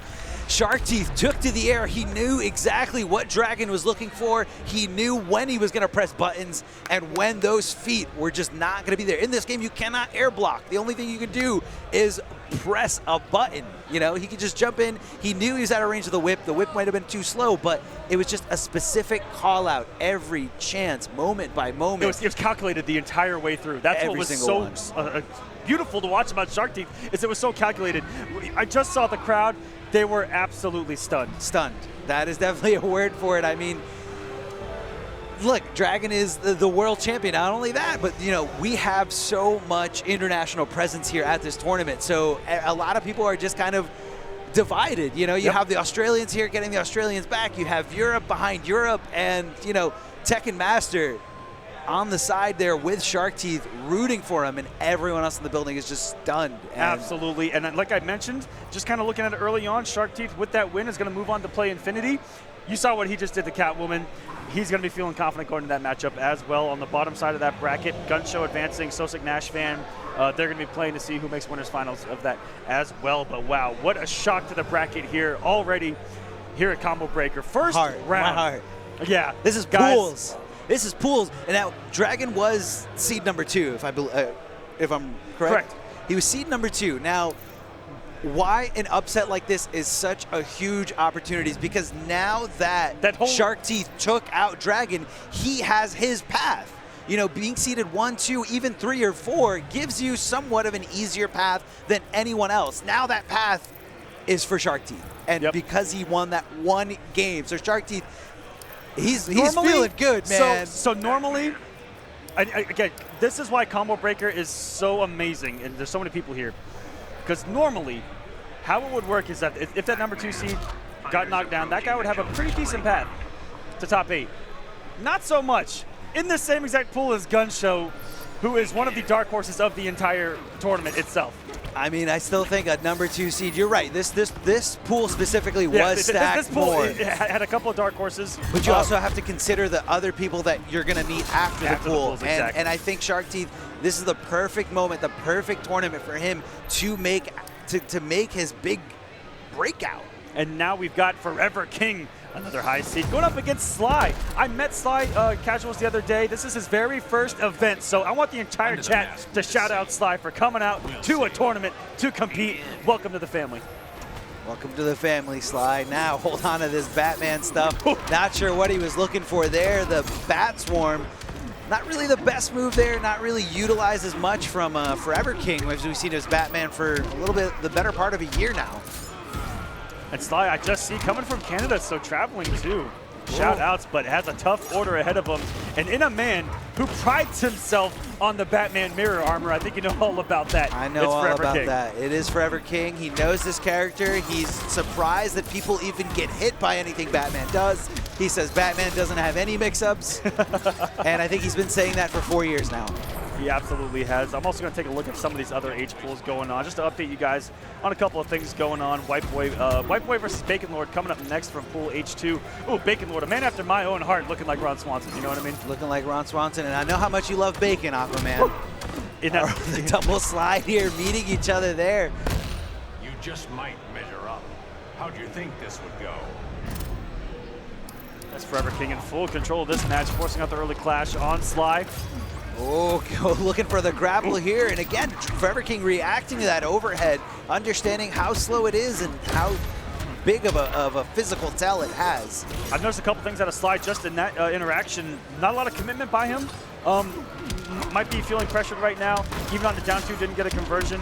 That's something I want to see out of Sly, is just get a little more comfortable. The hits that you do get, even if you don't get a lot of them, convert off them, be confident in your decision making, and just go. That's definitely it. I see that a lot with newer players. They feel like when they do jump in on opponents, especially really good opponents like Forever King, they feel like they're never going to hit him. So what's the point of me doing the rest of the combo? And then they're unfortunately surprised by the fact that it does hit them. Yeah, but they get a hit and then they don't do the follow-up. Yeah, yeah. So be confident. Be confident that this jump in is going to be a good jump in. And if it's not a good jump in, analyze the situation and understand why it's not a good jump in. And Sly looking a little lost here, but he does go for a rematch, sticking with the Batman mirror, and Forever King keeping completely calm here, rocking his E-League shirt that he got at his fourth place placement. Oh, and what an E-League he had. We'll get into that a little bit later. As we get some beautiful combo, are we going to see some kind of a Vortex? Good block there. Now the Vortex isn't as real as it was before, but with a trait, does become as lethal as it was before. It is pretty good. What Forever King's actually doing there is he is waiting for his opponent to get out of hit stun in order to restart the combo all over again from a standing position. Now, standing position in these NRS games are very strong because you don't have access to wake-up attacks. And those wake-up attacks give you invincibility for a decent amount of time. A little bit of pressure there by Sly, but not getting any hits, and King just taking his turn with the trait, getting the hits, and into the corner we go. Good air escape, but walks right into a 4-2-3, and a beautiful conversion. Oh man, it's been swagging out here. Here's Forever King, gets some hits done. That's a lot of hits done there. Good block by Sly, but unfortunately doesn't block the follow-up. Gonna keep it unclashable here is Forever King. The down two, gonna stop the combo. Everything working for this man. Sly just kind of showing off their full screen with the batterings. And King not looking phased whatsoever. Why is King popping off with his chest right now? Hey, King, calm down, buddy. I think he heard you. He definitely heard you. He literally was saying it with his chest right there. I'm going to need him to calm down. He's having a good time. King, a great person in this scene. Very good. A very nice guy. Yeah. Like I said, we're like we said before, everyone in the scene really, really nice. You can pretty much approach anyone. And if you can't, then come talk to Aquaman. Absolutely. He's got a good personality as well, and he likes to talk a lot as well. He likes to back it up. Big competitor. That's what I love about Forever King. I mean, you really have to be to have that kind of edge in these games. Oh, not a reset. There it is, the tricky stuff. You thought it was a reset there, but instead he was continuing the combo, and Sly really had no recollection of where the combo ended and where the new one could potentially start. For me to burn, and because he grabbed the barrel, looked like he leaned back away from where the 4-3 was hitting. Some more hits done there for Forever King, just inching this man to the corner. They both had the same idea. I did. I believe that forward 2-3 string is only -1. So, Sly, I could see that he's on point. He understands when he can move, and he doesn't leave any gaps You'll there. regret this. Don't be so sure. But unfortunately, he's just not edging it out over Forever King. This man is just too strong of a competitor, too strong of a veteran. What a punish there. You don't want to get that input error. That nice up grapple to where nobody's home. Oh, and you see Sly there? Just in case he got the hit, he overcommitted, right? With that 4-3. And just like that, King had some hits done there. Should be able to close out chip or hit. And King gonna take it. Sly, shout-outs again for coming out to the tournament. You still have a chance on the loser side of the bracket. And getting to play someone who's really known for the character in your first match. And I'm sure King will say a couple nice words to him as Sly. Gonna go down. King always looks so happy. Yeah, WhiteBoi, tell him to get off the stage. Get out of here. Always looking happy. And I'm sure, Sly has a lot to look at and analyze and really understand what is it that separates his Batman from Forever King's Batman. What is it that separates Forever King's Batman from everybody's Batman? I mean, this man is just always on point. And to the stage here, like we mentioned before, WhiteBoi, the CEO champion of a little bit less than a year ago, taking it out with Scarecrow, just eating through everybody in that top 8. And I believe I think he only switched to Aquaman one time in that tournament, but it was mostly Scarecrow. And that was before Scarecrow buffs. So I don't think he really needs to rely on any kind of secondary character, or I haven't seen anything. Yeah, and he's just looked really strong, and he's still making the top 8, still making the placements. This is a pretty good pool. It's H2, WhiteBoi versus Bacon Lord here. On the other side is Sylverrye and 2Easy. They're going to be playing for a spot to face the winner of this. That's going to be a great match. All of these pools absolutely stacked. Let's go ahead and take a look at pool H number 3. That's Hayatei's pool. Hayatei already in winners finals of it, waiting on Star Charger and Tsunami. That's going to be a good one. If you guys want to follow the pools, you guys can follow at smash.gg. Click on Combo Breaker. It should be on the left-hand side, somewhere around recent tournaments. It should be on the front page. It should be there. It should be there, but it might not. But look for Combo Breaker. You can follow the brackets along with anyone's pool in any of these games here. If you're a Dragon Ball fan, if you're a Street Fighter 5 fan, and of course, if you're an Injustice 2 fan, follow along, see who's going to fight who. And these are updated live by the guys running the brackets, the volunteers, the admins doing a fantastic job. King's pool is probably on paper one that was very scary when you looked at on day one when pools were released. On the top half of the bracket is Forever King and Dab, and on the bottom is Slayer and Legend. A lot of good people in this pool as well. That's pool H4. I'm going to take a look at the final pool of this block, which is H5, before we get into this matchup, and that is Semiij's pool. Triiclops with his win on stream, went on to play Semiij, lost 3-1. He took a game off Semiij. Triiclops is playing good today. Semiij moved on to play Euphemism, coming here from Scotland, I believe. Euphemism really big in the scene. Sooneo with a win over Killer Zenok. Sooneo waiting on the winner of Semiij and Euphemism in that pool H5. That's going to be a great one. Is no fantasy, Scarecrow. I shall teach you fear. Begin. And if anyone's a fan of Nightmare on Elm Street, that is actually Robert Englund's voice for Scarecrow. He did such a great job with this role. I'm pretty sure he loved every single bit of it. And a little story behind the scenes. Apparently Robert Englund gave them way too many things in terms of dialogue because he just wanted to keep going with it. He loved it. He loved the embodiment of Scarecrow. And you can hear it in the tone, like he was having a great time and he really got into it. Oh yeah. Some of the ways that Scarecrow says things in this game are not only great, but they're frightening. Yes. He actually has a fear to his voice. I'm so glad they got him for it. Oh, Starfire getting a little tail whip there in the corner, trying to get out using her only invincible wake up, or her only fully invincible wake up.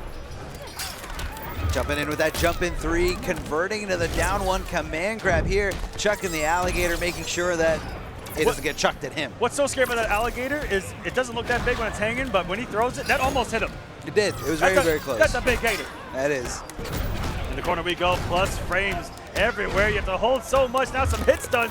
And this is going to be close to the kill. Traumatize? Yes. There it is, the full screen mid. Once that Scarecrow character power is fully loaded, and it gets fully loaded by, causing some fear toxin gas to touch your opponent, he does get an access to a full screen mid. Oh my goodness, the range that he's playing at. And WhiteBoi has had a history of playing far-reaching command grab characters. And just picking up where he left off with, say, Jason back in MKX. Very similar, very scary playstyle of when's a tick throw gonna come, and here's some plus frames for you, as well as some gigantic normals. You gotta deal with no matter who you are. WhiteBoi just loves playing frightening characters. I mean, I think out of all the entire Injustice 1 cast, Doomsday was probably the most frightening character. Oh my goodness. And that was WhiteBoi's go-to character. Teleporting Beautiful. there, right behind Starfire, making sure he's got buttons all over her, making sure she can't just set up, chop, and camp at full screen. Very good reaction by Bacon Mode on the teleport. Be patient. Did you see that chip damage? He thought it was going to be enough. Unfortunately, decided to try to hold on to one more bar, but WhiteBoi is making him eat that decision right now. And the range of Scarecrow, these big normals, are really stopping Bacon Lord from approaching it a lot of times, hitting him out of the charge, keeping him on the ground. The jump juice he's got to hold, and that just hit behind Scarecrow. Oh my goodness. Interactables, man, they're so good. That's why you can only use them one time. Oh no. Guessed wrong. So there are times where he can just command grab you there and you jump. You got to make a couple of reads. And unfortunately, the risk reward is definitely in Scarecrow's favor. Because even if you jump his command throw, he's recovered as WhiteBoi takes game number 2 here with the swiftness. And always warming up those hands in between rounds is WhiteBoi. Yeah, I think he's not used to it. He's a Florida boy native, so you know he's used to 80-degree weather all year round at least. It's like 95 here, and it still isn't warm enough for him. Whoa, stay in that corner again, shutting down the charge. That's what you want against Starfire, is having a tool to deal with that charge. Ooh, but not dealing with hair flip. And beautiful pickup firm it looked like into the meter burn. Yeah, I think WhiteBoi was pressing buttons after a hit, getting a little antsy, getting a little disrespectful here right in front of his opponent. But, you know, Starfire was making a comeback. And, you know, not to downplay Bacon Lord, he's always just a few steps behind WhiteBoi, you know, ready for that teleport, ready to anticipate any kind of, you know, anti-zoning approach from WhiteBoi. The meter burn back three, such a great tool against Starfire. Oh my goodness, he just did I've never seen him mix up it up in that way. I've never seen him empty jump meter burn back three before.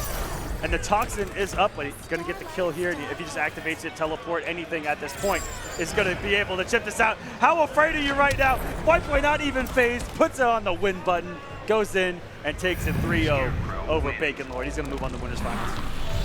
And shout out to Bacon Lord for making it out to the event and, you know, showcasing a little bit of Starfire for everybody. You know, I feel like if a huge misplay there in that second game, it was, you know, just not meter burning that the Phoenix tail going in when he had WhiteBoi chipped out. He had the life lead on him, and you know, I'm sorry, it was very close. It wasn't a life lead, but you know, sometimes people feel like, oh, I can hold on to resources if I don't need it for the kill. Always come up to resources to take a bar, guys. Always do it. Don't leave your opponent with just a tiny little pixel. I don't care what it costs. Magic Pixel is the worst thing to deal with in the game because if it comes back to bite you, it's the worst feeling possible. And then you're going into potentially the next game going, you know, what I should have done and not focusing on the now. So, but right now we're going to go to a quick commercial break. We'll be back in just a few moments from one of our sponsors here at Combo Breaker 2018. Here's an invitation to the whole wide world. From your brother to your sister to your best friends. Girl, don't bring that bad day with ya. Leave it at the door. If you got money in your pocket, it don't mean nothing if you ain't where it is. If you ain't where it is.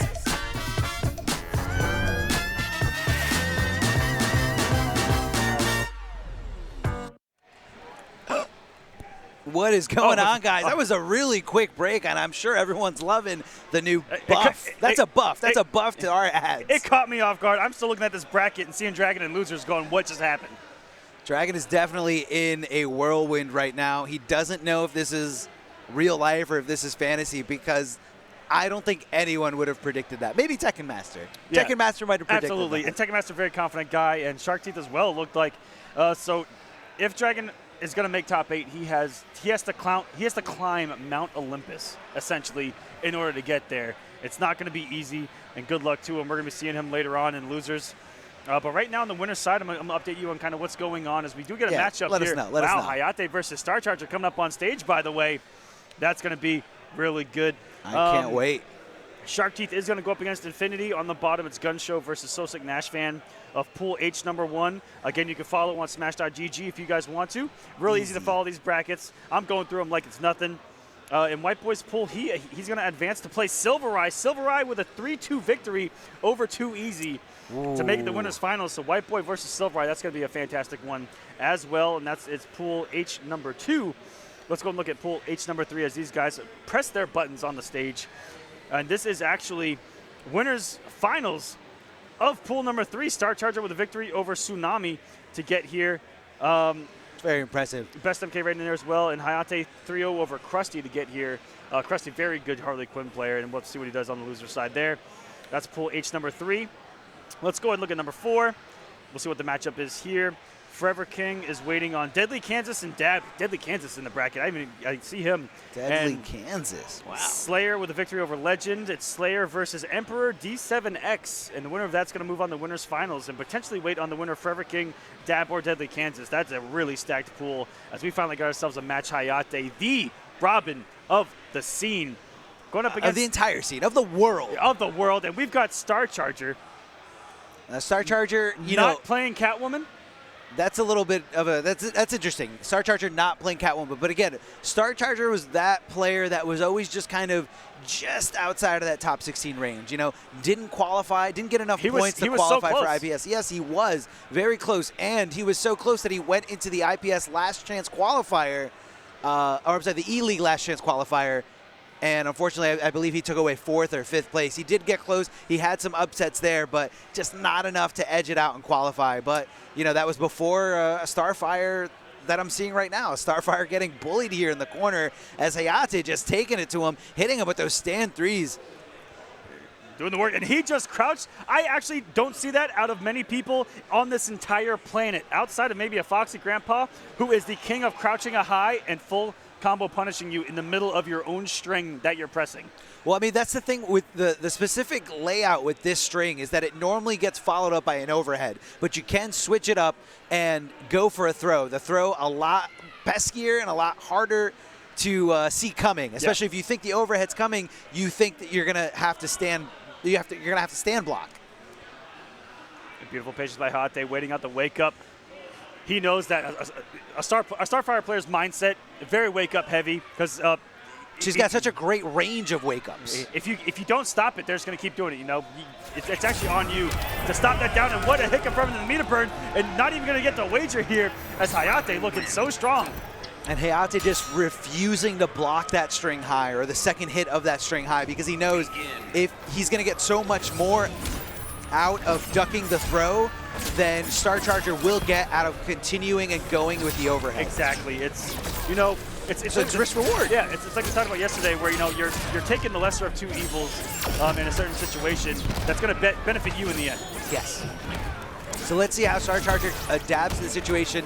Oh, hold on, Hayatei standing up for it, getting tossed for his troubles. Got him there. A forward 3 there by Starfire. Ooh, and barely making it through that projectile there. Was Hayatei spinning it to win it. That was a great presence of mind there by Star Charger, knowing that the Birdarang was too far to actually be in range of Starfire. Oh my goodness, the stagger on that button was so frightening because of the pushback it had, and Star Charger probably thought it was his turn. And you didn't say the magic word. No, it's never your turn against Hayatei. Tossing him over, putting him in the corner. Good side switch here, and Star Charger committing to the overhead, knowing that Hayatei is looking to duck that high throw. And very good there by Star Charger, 10 things around. We're dead even, and this has been head, and that was conditioning at its finest. Hayatei knew, because he let him get away with the 4-2s 3 times in a row, that he's going to go for it again off that 4-3. Had the down 2 ready. So smart. This is some high-level play, guys. This definitely is. Hayatei's always been that player who loves to play based on reactions. And I feel like he never really takes to the sky too much. He's all about outplaying you in the neutral, outplaying you on the ground. And you're right. He really likes to be up in your face, and he likes to see something, be able to react, and beat you. Yeah. Like boots on the ground. Yeah. He likes to test you. He likes to poke at you and say, yes, go for this. Think that I'm going to do this so I can mess your day up. He thrives off outspacing you. Like every time he makes a right read, he just starts feeling himself, and Hayatei starts entering God mode over here. Oh, trying to make that forward 3 with a very unique animation there by Starfire. Gets the throw. Unclashable damage here, not giving him a situation where he can get 15% back for that 1 bar. Instead, just closing out the game with that. I believe that was a throw punish. And if it wasn't a throw punish, it was a throw that Star Charger did not tech, a throw that Star Charger was not looking for. And looking really good, but Star Charger definitely turned things around, had his opportunities in that game. Hayatei there at the end, unfortunately, put the pedal to the metal there. Once things got around even, you know, he was like, whoa, wait a minute, maybe I should stop doing certain things. And but once Star Charger got those hits and was able to put him in the corner, he mixed things up very well, and he's has to find himself in that position because out here in the wild, in the neutral mid-screen, Hayatei's actually controlled Starfire, which is not easy to do. No, definitely not. But again, it's that mindset of, you know, can this character just sit back in zone? And I haven't really seen too much of that from Star Charger. You know, not really. I feel like once Hayatei does get in his face, he's looking to just to fight his way out, not really just to back out and reset the situation again. Hayatei just so good at walking his opponents down, putting him in the corner. How many times have we seen Star Charger in this corner over and over and over again in these last 2 games? And being forced to wake up, which is a risk reward in and of itself, because Hayatei having the bar has made a couple of good meter burn reads on the wake up. Air escape going nowhere, and Star Charger coming off a lot of resources for nothing as Hayatei takes him off the first health bar. Oh my goodness, if that wasn't character knowledge, I don't know what was. He was not phased whatsoever by those. That was a very specific setup there. Calling back that Birdarang, jumping her, throwing her up into the air. Your mediocrity is killing me. Have a bar, and of course, don't give your opponent anything right now. You have a lead like this. Definitely don't. Even when they have all these options, like, you know, just sitting back and zoning, even when you're in full control, like Hayatei is, just don't give them the opportunity. Don't give them the chance to come back on you. Good block there, the forward 3, the overhead laser. And you saw there, Hayatei was looking for the forward 2, looks for it again, and it pays off. And just a couple of hits away to jump 3, and he actually converted off of it, and that's going to be the win. 3-0 for Hayatei, moving through on the winner's side. Hayatei. He wanted the handshake. Hayatei in the end, guessing wrong on the mix-up. He wanted the handshake. He said, you know what? No, I'm going to be stubborn, and you're going to open your fist and handshake me. He does get it. Hayatei not only winning in the game, but also winning in real life, making Star Charger submit to the handshake. And coming up, as we were talking about before, a little bit of Sylverrye and WhiteBoi. We got a little taste of WhiteBoi before, just mopping his opponent, going through him like nothing. And Sylverrye coming in here as one of the 2 big Hellboys to watch out for in the bracket. Hellboy considered a very strong character. Not one we get to see a lot. You know, there's not a lot of people that have dedicated the time to put in the Hellboy. He's got a lot of tricky things. It's a very, very mobility-heavy character. You usually see that a lot in the DLC characters, though. You know, they come out, especially when they come out during a tournament scene or during a tournament series, you know, they're not eligible or legal to play right when they come out. And, you know, Sylverrye just said, you know, let me play this character. Maybe I'm going to see something I like. And I feel like he's just been at home with this character. He understands it and, you know, dedicates so much time to just streaming and just showcasing all these different things. Sylverrye's putting in his work, man. He's putting in his work with that Hellboy. And he's looked so strong with every character that he's picked up, too, at the beginning with Batman, getting great results in the first IPS season. He tried Leonardo when the Turtles dropped a lot, and then actually reverted back to Hellboy. And ever since, he's just found a new home, and it's looked so strong. He's very commanding with this character. It's a little different than what we saw at Batman. There are a couple of similarities with, you know, the mobility and the quick crossover attempts. But man, I can't wait to see this matchup go down. A couple of big bodies, a couple of big limbs. Hellboy has the big 4-2. Scarecrow has every button that he possesses, which is just gigantic.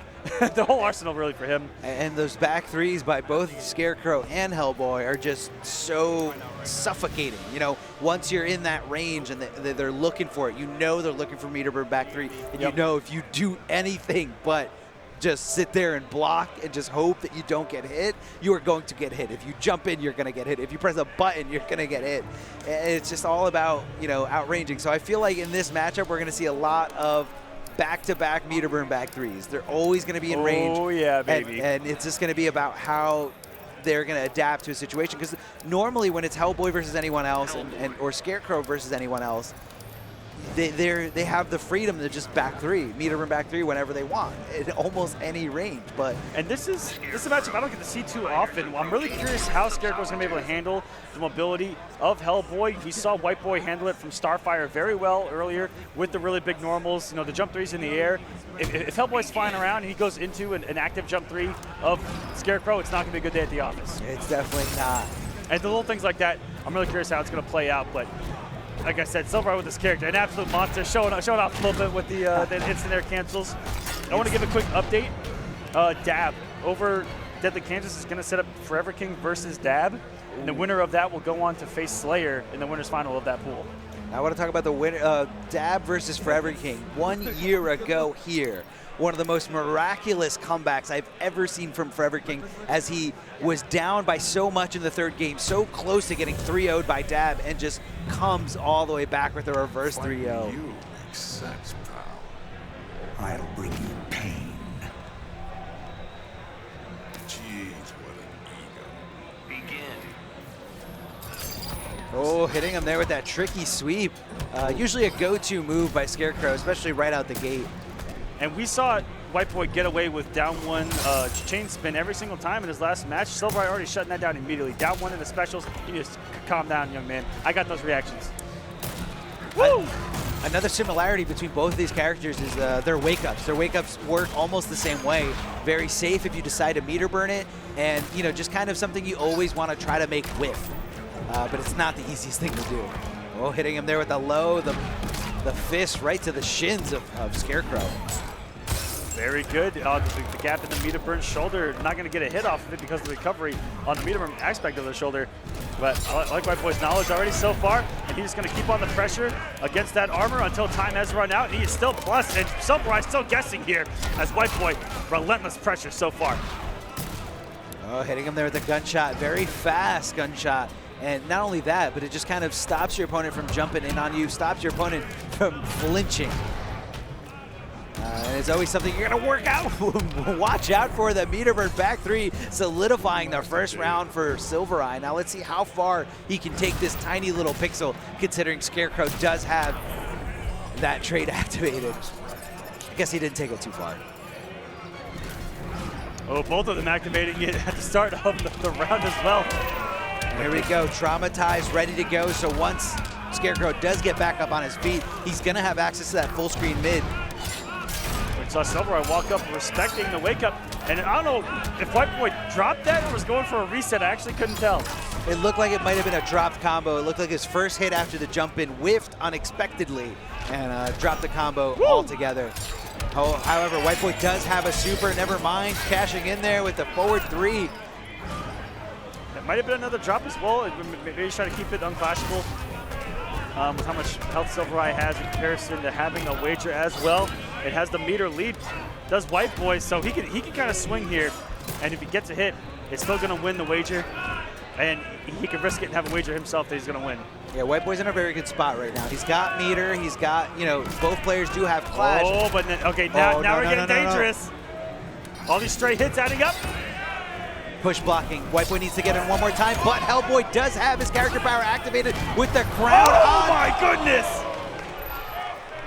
Oh, I like flex. that. Was that a flex? Was that a flex? Did he feel himself a little bit right there with WhiteBoi? That was a flex / stretch here for WhiteBoi, making sure he's nice and comfortable. He's trying to keep this momentum. He's loose. And the momentum being carried already here in the game number 2. Scores the knockdown. Everything working right now for this man. In the corner we go. Wake up shoulder. Sylverrye trying to change the tide of momentum, but unable to. So far, WhiteBoi with that narrow win in round number 1, taking full advantage of it. Challenge him there with the tricky stuff. It's really hard to pinpoint where Hellboy's trajectory is going to go. He has so many options once he takes to the air. Reminds me a lot of Brainiac. Hold on, push blocking him into the corner. This is not where Sylverrye wants to be. Even with that access to that interactable, a power character still feels like they're in a corner here. And these are some crisp cancels in the air of Sylverrye, and catches the teleport, and out of nowhere, Sylverrye now with a commanding lead. He's looking good here against WhiteBoi. Oh, getting shot out of the air for trying to advance forward. Chucking the interactables from full screen here is WhiteBoi. Looking for the down one, but not giving him anything in the meter for back 3, giving WhiteBoi a taste of his own medicine. Few shots. Time to punch your lights out. The 1 bar, good decision there by WhiteBoi, not really an overextension at all. Yeah, it's said that maybe, the 25 ain't going to be worth it because it's going to get me close to full anyway. Might have wasted a couple percentage, but Sylverrye cleaning it up right now. Does get hit, and WhiteBoi gets a little bit of a breather here. Scarecrow does possess the damage to mount comebacks. Yes, he does. That is for sure. Oh, not sure what side that was on. Oh, my goodness. And what a call out there by Sylverrye, anticipating the air escape. And now the air escape has a lot of recovery. So if you're not doing anything, you can just continue the combo or reset into a whole new combo based on whatever you feel like doing for what situation. Now Sylverrye going for the armor trait there from Hellboy. Now what that does is it gives him a static hit stun animation. So he can take those big hits and recover a lot faster than he would compared to if he decided to block it. Besides, a couple of big whiffs for both these gentlemen. Sylverrye getting hit out of the leap and beautiful conversion into the background bounce and getting some hefty damage. 432. That's some grown man damage. That's a big boy damage. Jumping in with that jump in 2 here. WhiteBoi utilizing it. He knew he was scared of the command throw. What a great call out by WhiteBoi, leaving him in a standing position. What's going to be the mix-up? And again, Sylverrye terrified. Oh, no. I was going to say, again, Sylverrye terrified of the command throw, deciding to take and go up. Now, I know a lot of, it looks like WhiteBoi's letting him have it because it was at the end. He said it's fine. It was completely Sylverrye's fault, but WhiteBoi said, you know what, let's be good sports about this. You can have this. How do you feel about that? You know, I'm old school. I like it. You like it? Okay, old school guy. I'm old school, but that was before there was IPS money. That's right. But I do like that it was at the end of an actual round, and there was a reset. Nothing was actually happening on the screen that was detrimental to it stopping. Yeah, no, it did not change the outcome of the game at all, which is why WhiteBoi let him have it. It didn't cause a combo drop. It didn't cause, you know, the pace to change in any kind of neutral situation. Ooh, Sylverrye, beautiful spacing on that forward 2 catch. It could have been a trip guard. Drops the back 3 though. Woo! Snatched out of the sky, and I've been waiting for that the entire set. Sylverrye loves that air throw. WhiteBoi trying to make his way through the gunshot here. Sylverrye utilizing that character power. I believe it is the armor 1 activated here. At least try, says Hellboy, as he's just mopping at WhiteBoi in this corner here. WhiteBoi trying to get something going so desperately, getting hit by the throw, and Sylverrye taking the game. Oh my goodness, Sylverrye looking so strong, not fazed by that whatsoever. Getting scared yet? Put me to sleep. You will know fear. Fear. I'd love it. Robert Longman doing a really good job there. Okay, we're going So into good. match number 4. Sylverrye up 2-1 and drawing first blood here. Huge damage coming off the resources too. Oh, a little bit of an early low there as WhiteBoi anticipates it, goes for the delay wake up, forcing Sylverrye to whiff. Ooh, big down 2. That actually could have sniped him out of the sky. Like I mentioned, it's the big buds versus Sooneo. Oh my goodness, the reaction of Sylverrye to teleport to catch that, and the recognition of where he was on the screen in the background bounce. And the interrupt with the armor. Oh my goodness, Sylverrye playing out of this world right now. That takes a lot of knowledge of Hellboy and of your opponent's characters to utilize that trait to its full effect, which is take a hit and be able to interrupt something. Exactly, yeah, and it's all, you know, it's funny, it reminded me a lot of Doomsday's trait in Injustice 1, and, you know, WhiteBoi just possibly not studying it. Hold on, that is the Fear Toxin, the character power, the passive character power there by Scarecrow. So whenever he is activated, as long as he's in the vicinity of his opponent, he will be doing slight damage over time. Ooh, loves that knockdown. Looking for the wake up. That may have been really smart. Even if he woke up shoulder, the invincibility may have been gone, and he would have gone into it. The nightmare's just starting. Is Scarecrow always in forward 3 range? Always in that forward 3 range. As WhiteBoi just called out that gunshot perfectly. Traumatize is activated or ready to go. So, you know, Sylverrye a little too scared to do anything on the ground. Typically would go for the gunshots, but right now he's just terrified. And you know, when Traumatize only has about a second left, you know your opponent's looking for it. Is blocking, caught the back. There's the back 3 though. But you might as well come off it for the chip. Yeah, definitely just chip him out and get your Fear Toxin ready to go. With the jump 2. That is almost a full screen jump normal coming in at you that you have to hold long buttons in that full distance, coming in with the dolphin dive. And now we're in another game 5 situation. No, you just missed this play right here on screen. WhiteBoi handing Sylverrye his hand warmer, giving your opponent, your direct opponent who's sitting on the setup right next to you. These guys are too nice to each other. They're too nice. You don't give your opponent access to your resources. I'm the smart guy that brought the hand warmer. You go for the throat. You go for it. Woo! What a little shimmy float above WhiteBoi there, catching him off guard with the crossover, and the damage that Hellboy can surmount on these hits. Yeah, absolutely. It's scary. Yeah, it is. It is terrifying here. Push blocking Hellboy in the air, doesn't want anything to do with those guessing trajectory shenanigans here, is WhiteBoi. Hellboy breaks a lot of rules of fighting games, which is a really big character that does a lot of damage, but has Mobility. the best mobility in the game. Wait a minute, what? He's a big guy, but you know, he's got those superpowers, man. He can leap wherever he wants. This is DarthArma, the demon right here, ladies and gentlemen. Put in the work, but we're dead even. Game number 5, health is even. Sylverrye does have a plethora of resources at his disposal. WhiteBoi activating that character power, the fear toxin here. All he has to do is get close to Hellboy. As you can see, just his life ticking away little by little, even though he's the one being the aggressor. Oh my goodness, the toxin came in so... That was textbook, man. That was really textbook. Again, so smart by both these guys. They're showing knowledge against each other's characters, absolutely swinging back and forth, and that's why we're in a decisive game number 5 and down to the wire on final health bars apiece here at Combo Breaker 2018, the start of the Injustice Pro Series Season 2, and we're off to it in stunning fashion here, Arma. This is crazy here. Hold on, Sylverrye not trying to take this standing, laying down. Uses the background bounce and really inflicting damage, and he is at a slight life lead. These guys are going back and forth. This is such a scramble here. 3 bars apiece. Fear Toxic is activated. This one's gonna hurt. Unclashable damage with the back threes. Oh, scouting at the teleport as well. Another back 3 of WhiteBoi not working, but the 4-3 does, and we're still keeping a classical 1 hit away now. Is Sylverrye, and the upshot is gonna take it. He just did it. He just did it, and WhiteBoi put so much faith, so much confidence in the decision to go for the command throw, and Sylverrye he's like, no, I'm not staying on the ground. I want to get away from this, and he just jumps in and shoots him clean out of the sky. It really just came down to that one decision. Getting command thrown by Scarecrow is very scary, you know, and it's something you always have to be aware of. And WhiteBoi just did it. He bet it all on that. The gunshots. We knew that this tournament was going to be close. The competition so fierce this time around. And we have a lot of nail biters right here. A lot of game 5s so close. And coming to the stage here is... And earlier than I think that we expected. Like, these early matches are absolutely savage.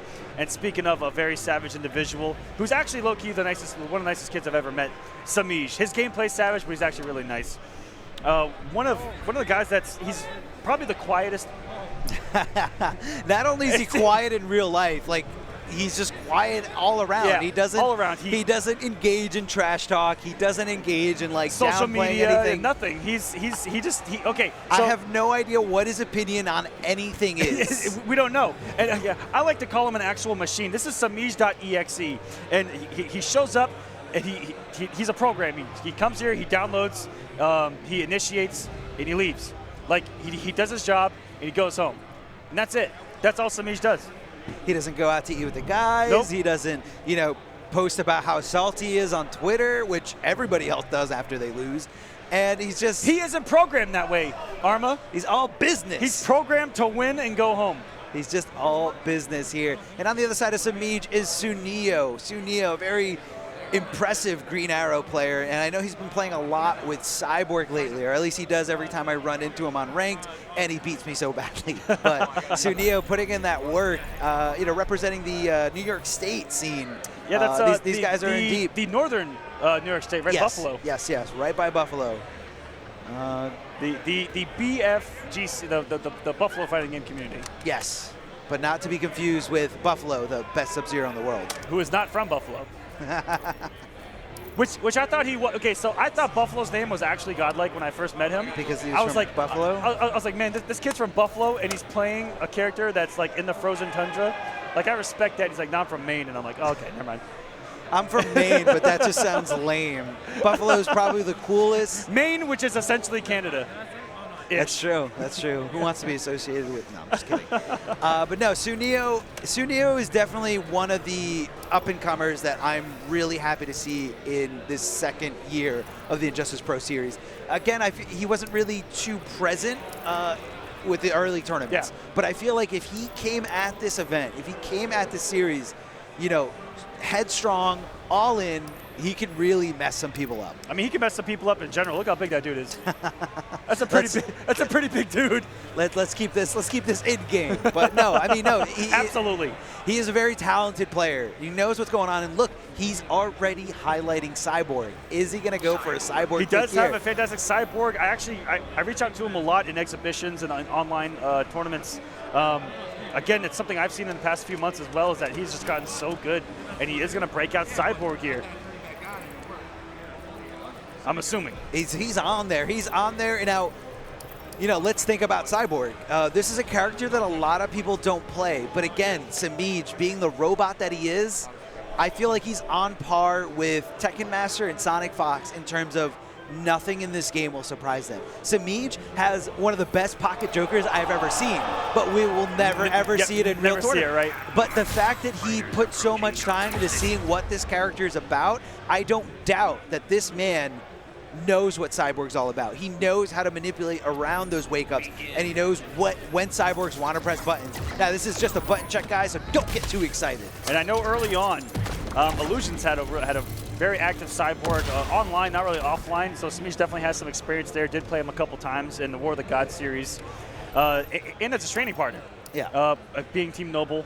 I do remember Illusions having a Cyborg, but I feel like every time he took it out in tournament, it just wasn't pretty. He actually, I believe he upset Dragon in War of the Gods. He actually upset quite a few people with Cyborg, believe it or not. Really? Yeah. I got to see those. And that was before Illusions actually went into hibernation there for a little bit. But let's get into this matchup, which is Semiij in the corner. This is where he wants to be, in the corner, mixing up with the 3-3. I mean, this is textbook Semiij. I talked about it. .exe. He does the same thing over and over again. It's rinse, repeat. It's what he's programmed to do. Yes, he is here. Now, Sooneo recognizing that trait, hitting and continuing the combo with just a shot. But, you know, you don't want to leave damage on the table as much as you possibly can. This one's going to hurt. It's not going to be enough to kill, but enough for Semiij to get a great situation to stop Cyborg's wake-ups. And now the Roomba, oh, I'm sorry, not the Roomba, just the regular projectile, the Mother Box, helping out Cyborg. Now that Mother Box will come out no matter what. Even if you hit Cyborg, it's coming. It's coming. It's coming for you. Whether it's a Roomba, whether it's an air projectile, it's coming. And this is on the winner's side, so the winner of this is going to make it in the top 48. Loser is going to make it in loser's top 48, guaranteed. So this is, yeah, so this is the winner's finals of this pool. You guys can follow along at smash.gg. Oh, just the dash up and going for the sweep. Now, Cyborg has one of the most unique backdash animations in this game. He doesn't just hop backwards, he actually runs. He does like a little flurry of steps to just back up away from your opponent. Now you can say that's a bad backdash or a good one. Oh my! This is gonna hurt here. Now here, Sooneo's in a bad spot. He cannot combo Catwoman anymore. On top of that, he also cannot get hit by this super because it's gonna be enough to kill. Okay, so he's holding it, he's holding it. Just spending the bar on the damage alone. Going for the mix-up, the jump one, that was an excellent block by Sooneo as well. If he can keep all this unclashable, doesn't Mother Box, but can't get access to it. The claws into the bounce cancel. Semiij with the claws. Sooneo, what's he doing? He's going to stick with it. I feel like he was finding his groove a little bit too late into that game, so hopefully if he can just kind of keep his head on, hold on, the sweep, and then Semiij giving him that wake up, just infuriating Sooneo and just not letting him get started at all. And this was the story of game number one, is that Sooneo just kept getting walked to the corner. Semiij had no problem dealing with the zoning, just kept inching his way in. Hold on, but now this time Sooneo finding himself in a better, never mind, not a better situation again. The corner carry from Catwoman is incredible. She can really take you there as soon as she gets her hands on you. All right, missing up. Ooh, good meter back three, which is a fantastic answer to Catwoman's jump too. It is, as long as your back three is in range, as long as it's got some good startup, it's fine. And here we go, Sooneo taking the lead. That's right.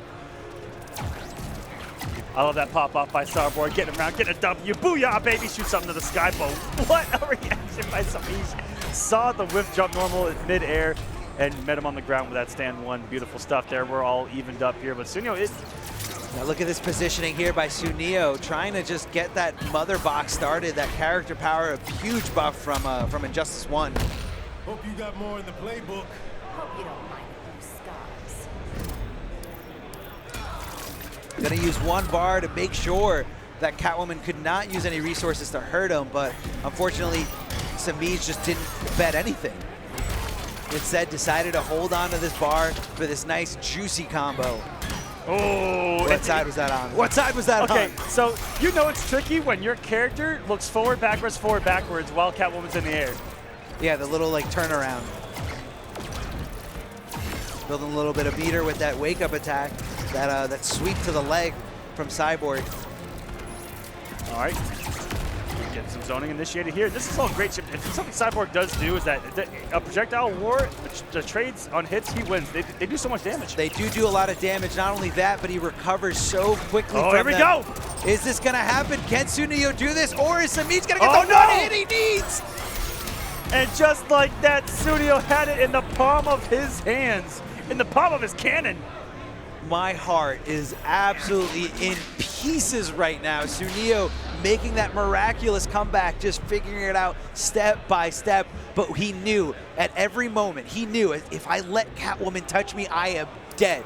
I am so dead. And you know, sometimes that pressure, sometimes those nerves just kind of get to you, making him misjudge where to put that projectile. Oh, going back home here to Green Arrow with the back to the wall.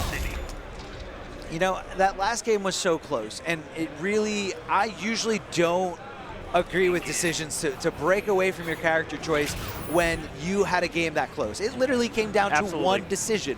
One decision, one play would have made this a 1-to-1 set. That being said, he does have a fantastic Green Arrow, and I really want to see it. He does, he does. But come on, we have other Green Arrow players. We have no other Cyborg players. That's right. Let's go, NRS. Make Cyborg great. Make Cyborg great again. He was never great. Oh, he was when he had the instant air mids in Injustice 1. Shoutouts to Relaxed State. Oh, chucking that sandbag right to Catwoman's face, going over to the other side and just confirming that cat dash and just making sure that it's gonna hurt. So kind of falling victim to the same curse that he had with Cyborg in the last round, which is going into the air with a projectile and getting sniped by Semiij. And what a comeback right now. And he's going to hang on to this magic pixel. Let's see if he can take some damage off Sooneo right now. He breaks the armor. He knew it. He knew it. He knew. Aw, let's keep playing. How did he know? He knew exactly what Sooneo was going to be looking for, the back three. But, you know, I guess Sooneo says that or I guess he usually feels, especially late into a game, Green Arrow typically does not get into a clash situation. And I don't think I've ever seen the whip trip get back three before. Simply purely based on range. Yeah, no, it was. It was that just was gorgeous. Perfectly calculated, perfectly spaced there by Sooneo. Here we go, Semiij.exe going to work here in the corner. Is the download complete? Oh, not a whiff punish there. Instead, Sooneo trying to get a little bit more real estate to rely on some zoning, and Semiij ready for the not meter burn version of that bow spin. He's got a nice arrow, decides to use it. Whoa. And Sooneo playing so smart, you know, actually reacting to Catwoman's movement so well. But now he's got it back to the wall, which is not where he wants to be. But what a reaction to the empty jump of Semiij and actually getting risky. Did Semiij right there? Are we in 2018? That was a wake-up punish there by Semiij. Huge miscalculation there by Sooneo. And this one's gonna be hit. The meter burn back three to ensure extra damage here. And Sooneo going into losers as he advances out of this pool. 3 people make it out of the pool. This was winners, so this is hopefully not the last we see of Sooneo. I definitely want to see more of that sideboard. I was very impressed by Sooneo right there. He had his composure the entire set, and all 3 of them were close games. If there was ever a close 3-0, that was it. That was it. That definitely was it. And you know, it took him a little while to get that groove with Cyborg, and I feel like he found it. He found it there at the end of that second game. Do you remember? He was at a huge life deficit, and he was able to keep his composure, understand how do I play this matchup, how do I keep him at bay, and you know, it just one single decision could have changed that fate, that set completely. And again, my heart just completely broken there. But we're going to move on, and this is going to be Shark Teeth going up against GunShow, 2 international players. GunShow a little bit absent pretty much for the entire first year of Injustice 2, but everyone's saying you don't know how good Firestorm is until you play GunShow. Until you play GunShow. one of Canada's best players out there. It took an entire season for us to get tickets to this bad boy. We're going to the gun show, baby. I want to see this Firestorm in action right now. This is the winners finals of Pool H #1. I'm going to check into the loser side of the bracket, see how things are going. Dragon. Give us the update. Is advancing. Wins over Sensei. That's not an update. That's not an update. Is it? Keep going. I'm going to keep going. Dragon actually had to face Sosik Nashvan, who, like I said, has beaten him online. And he is moving on to, he's already in the losers finals. He's waiting on the winner of Infinity and Mr. Hectic Gamer. And then Dragon could make it out in losers in one more match. No one's surprised there. Again, so it's not anything too surprising that Dragon, picked up the pieces. Again, he is a competitor, losing to someone in such, in such a fashion, and with quite an upset is something that you need to prepare for, not just for in-game, but just mentally. When you're competing in anything, you need to learn how to let those losses roll off your back. You need to learn how to just let the past stay in the past and just keep moving forward. And Shark Teeth, again, moving forward in this bracket, I believe he's anticipated GunShow. There's no way, if he is that prepared for Dragon and he was that ready for him, he knew that he was going to have his path. He knew most likely GunShow was going to be here at the crosshairs, and I'm going to be very surprised if I don't see any Firestorm specific tech. Yeah.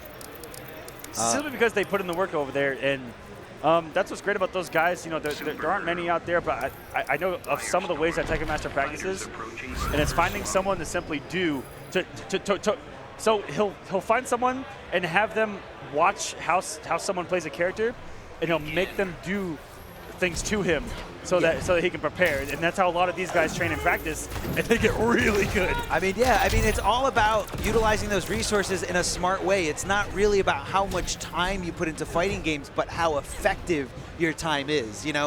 Learning specific matchups, realizing why you lost in certain situations, and how you can improve on them. Tekken Master does that with, I believe, 2 or 3 of his siblings. He makes them replicate. This is what Sonic Fox is doing at Captain Cold.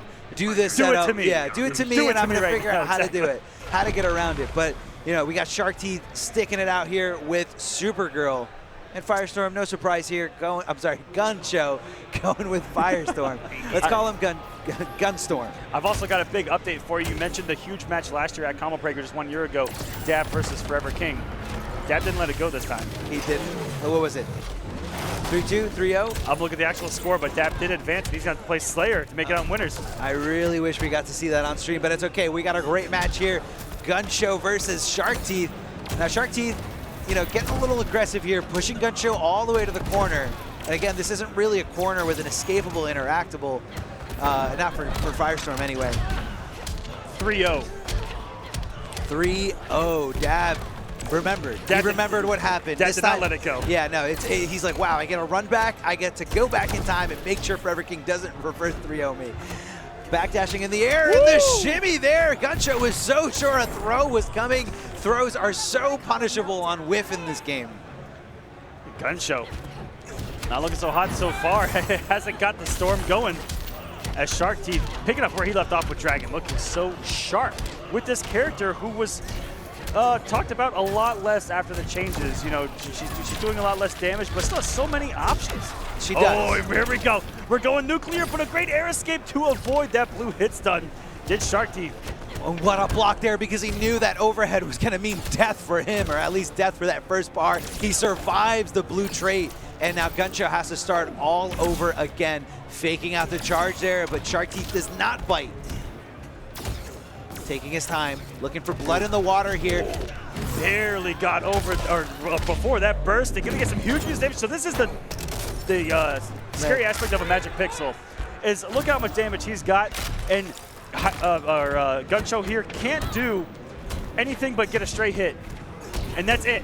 That's all he needs. And I think, GunShow was not anticipating the air escape there. And I think Shark Teeth has kind of trained himself to be able to avoid it and to just kind of look for it and react. And again, those are all things you learn in training room. Ooh, slowly pushing Shark Teeth to the corner here, but does have to be wary of the mobility of Supergirl. Air dashes, teleports, things like that. And I love just how confident Shark is in his mobility with Supergirl, because it's something that does get called out a lot. And oh my goodness, that was actually kind of dirty. You're not going anywhere when you're down to a pixel. Again, the situations that you know, the situations that you've been in time and time again, what is the best way to get a tiny little pixel off of my opponent's last bar? A great way, blow the storm, go for teleport. What's he gonna do? He's gonna jump and get hit by the teleport. He's gonna block and get chipped out. But hold on, GunShow off to a better start in the second game. Oh yeah, getting straight to the fireballs, some decent damage adding up. And you know, Firestorm's a character. Once he gets going, I mean, health leads, matchups don't mean a single thing. We saw yesterday with 3-1, the comebacks that can happen. Full life bars taken in seconds. And all it's going to take is a couple of straight hits. Let's get him with the Molten Trap. Huge drop. That would have been huge damage. He did have the background bounce available as well. And I'm waiting for 3 background bounces on the stage so I can say finish him. We can only hope. Looking for any kind of movement there and anticipating the air dashes. No, this is my airspace. You are not authorized to be here. He gives them the starfish and finishes that first bar. Trying to establish a no-fly zone, but here she is still jumping around and get out of my airspace. He says again with a down 1 this time. We got the blue fire. You fight like a noob. Get creative. You fight like a noob. I think that he did that on purpose, not with the intent to mix or kill, but to force him to clash right there. Yeah, no, he definitely did, especially because if you consider how much life Firestorm still has, he is going to build a level 3. He's already at level 1, so once he goes level 3, that's when he has access to the real dirty stuff, the reset potential stuff. And everyone talks about, you know, the level 3 trait being what's so scary about Firestorm, but they forget about every single thing else and how he does without it. Okay, he just took a full bar of health without it. Yeah, without it. So, you know, right now, GunShow's feeling okay. And Shark Teeth doesn't really see a situation where he can make this comeback. You know, he seems a little conflicted. He seems like someone who doesn't want to fight the rest of this game. No need to give your opponent more information on you. No need to give your opponent more insight on all your setups. So just end the game, move on to game 3. It's tied up. You can do this again. Is pretty much what's going on through the mind of Shark Teeth. No coaching by Tekken Master. Very, very interesting. Tekken Master ran up to Shark Teeth as soon as he won that first game against Dragon, but, you know, maybe they weren't ready for GunShow. Maybe they weren't ready for this Firestorm. And there's one on the background. Bats does get the drop. Still got some hefty damage for it. GunShow picking up where he left off. And what a complete 360 it was from the way that he was able to get himself established in game number 1. And how it was so late, and Shark Teeth was able to just play his game the entire time. And then in game number 2, GunShow took away Shark Teeth's entire game plan. And the nice see here already, Shark Teeth playing a more grounded game because of what GunShow was able to do to him in the previous game. Looking for the cop card. Cop card is in play here, but not going for it. Gonna try to possibly save it for later. Jumping off the interactable here is Firestorm. Oh, what a drop here by Shark Teeth. Very unlike him. Pressure in the corner. Give plus and went for the anti-air, but may have pressed the wrong button. May have been wanting a down 2 instead. We saw his reactions against Dragon with those down 2s were impeccable. GunShow doing a lot of chip damage. He's doing a lot of chip. He's also got level 3 ready to go as soon as he does find that hit. It's going to be bad news there for Supergirl. Supergirl tries to get a little antsy, tries to press buttons in that situation, but that's not what you want. Baits out the beat over back 3. Good decision. As long as you don't get hit, I think that's a winning situation. It's really big and hard to escape sometimes, guys. And get some damage here, Shark Teeth. A little bit of meter build, too. Let's get optimal. Get some Supergirl loops here in the corner. No standing reset and here. How savage is GunShow? He's woken up down 1 like 4 times in a row. I mean, even after they nerfed that range on that down 1, it is still very good. So we've got these guys. GunShow's waking up with down 1, and we've got Shark Teeth waking up with sweep. This is 2018. This is a new meta. It's a new meta. The game has evolved beyond anyone's expectations. And the anti-airs from GunShow is on point. He's gonna save level 3 until after a potential wager, but Shark Teeth, he goes blue, but not gonna get anything here. Shark Teeth cannot let GunShow get the hit, and he knows that. That's why he's getting aggressive here, but GunShow with the unclashable stuff. No way that Shark Teeth even had an opportunity to do anything about it. And losing in the worst possible way. Full stick of butter. He died with full meter and a wager.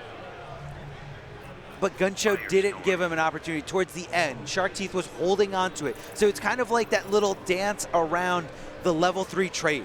You know, you want to hold on to that clash to stop a level 3 trait combo reset potential situation. And, you know, GunShow was just not popping it. He said, you know what, I'll wait. I'm not doing this. It's kind of like a Mexican standoff. You know, you don't want to do it before the other opponent does it. And Exactly. you're just waiting. You're just waiting. Ooh, and we got a switch here from Shark Teeth. And there may be a reason why he knows Catwoman so much. It's because he plays her. Yes, he absolutely does. Hitting him out of the air. Here is GunShow, and GunShow sitting pretty right here with his 2-1 life, this 2-1 lead in the set. Molten trapping her, keeping her completely susceptible to this, all this damage, and pushing her slowly into the corner. And you know, do you remember my prediction of early in this pool and just how dangerous this thing actually was when I looked at it on paper? Is that Shark Teeth, even though he upsets the world champion Dragon, still has to get through what I think the entire scene considered a really huge dark horse at this event, which is GunShow. And he is looking so confident right now, and just a hit away from being 1 health bar away from making it on the winner's side out of this pool. Oh, and the Starfish meter burn was enough on the range to get Catwoman out of the air, and Shark Teeth has to be panicking right now. There's no way he can keep his composure in such a high pressure situation like this. GunShow looking so confident, and even it being a different matchup, he's just, you know, with the health lead playing with us so well and forcing Shark Teeth to get a little more aggressive. And Shark Teeth keeps jumping at GunShow, and that may be a recipe for disaster, as he has had the anti-airs on point.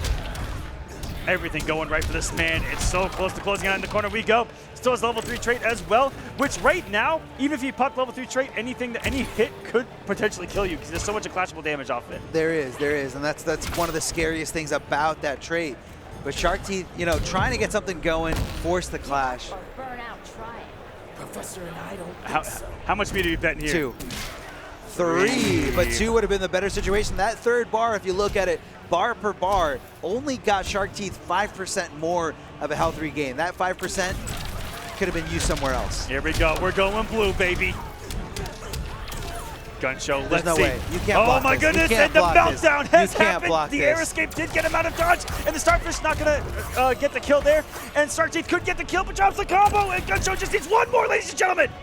One more to stop Shark Teeth, and he does, blasting him out of the air on the jump in, and Shark Teeth looking real upset in this situation. He knows that he is able to slay the dragon known as Dragon here in the NRS scene, but he could not get past this Firestorm from Canada. Like you said before, the dark horse that a lot of people considered to be really underrated, and, you know, his skill just really under anticipated. Yeah, and you guys just witnessed why people are afraid of this man and why they were grateful that he didn't go to a lot of the IPS events in season number 1. And I'm talking about everyone. And that's true, that's true. I mean, GunShow always really a factor. You know, maybe not as active as a competitor as a lot of these other players, but, you know, Canada always talked about how good GunShow was, going all the way back to even the Injustice 1 days. You know, he is good. He puts in his work. He loves these NRS games. He was also really good in MK9. I didn't know that he went back that far. I didn't know that either until you told me just now. Just now. He actually absolutely mopped my my stuff in with Scarlet, who's the highest execution character in the game. My stuff Possibly. Possibly. But wow.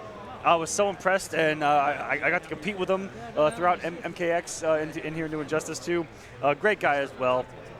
And now we've got the final match of the H pools, and it's going to be Slayer versus Dab. Dab fresh off a 3-0 Forever King. Dab coming in here hot. Also coming off a top 8 in MK9 last night. Looking really good in all of the NRS games is Dab. Daddy Dab now as of what, last year?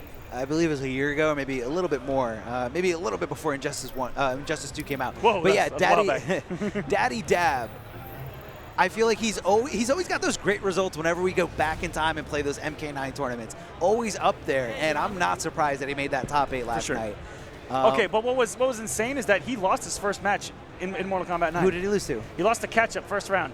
Wow. And he had to run it all the way back from the very first round of losers.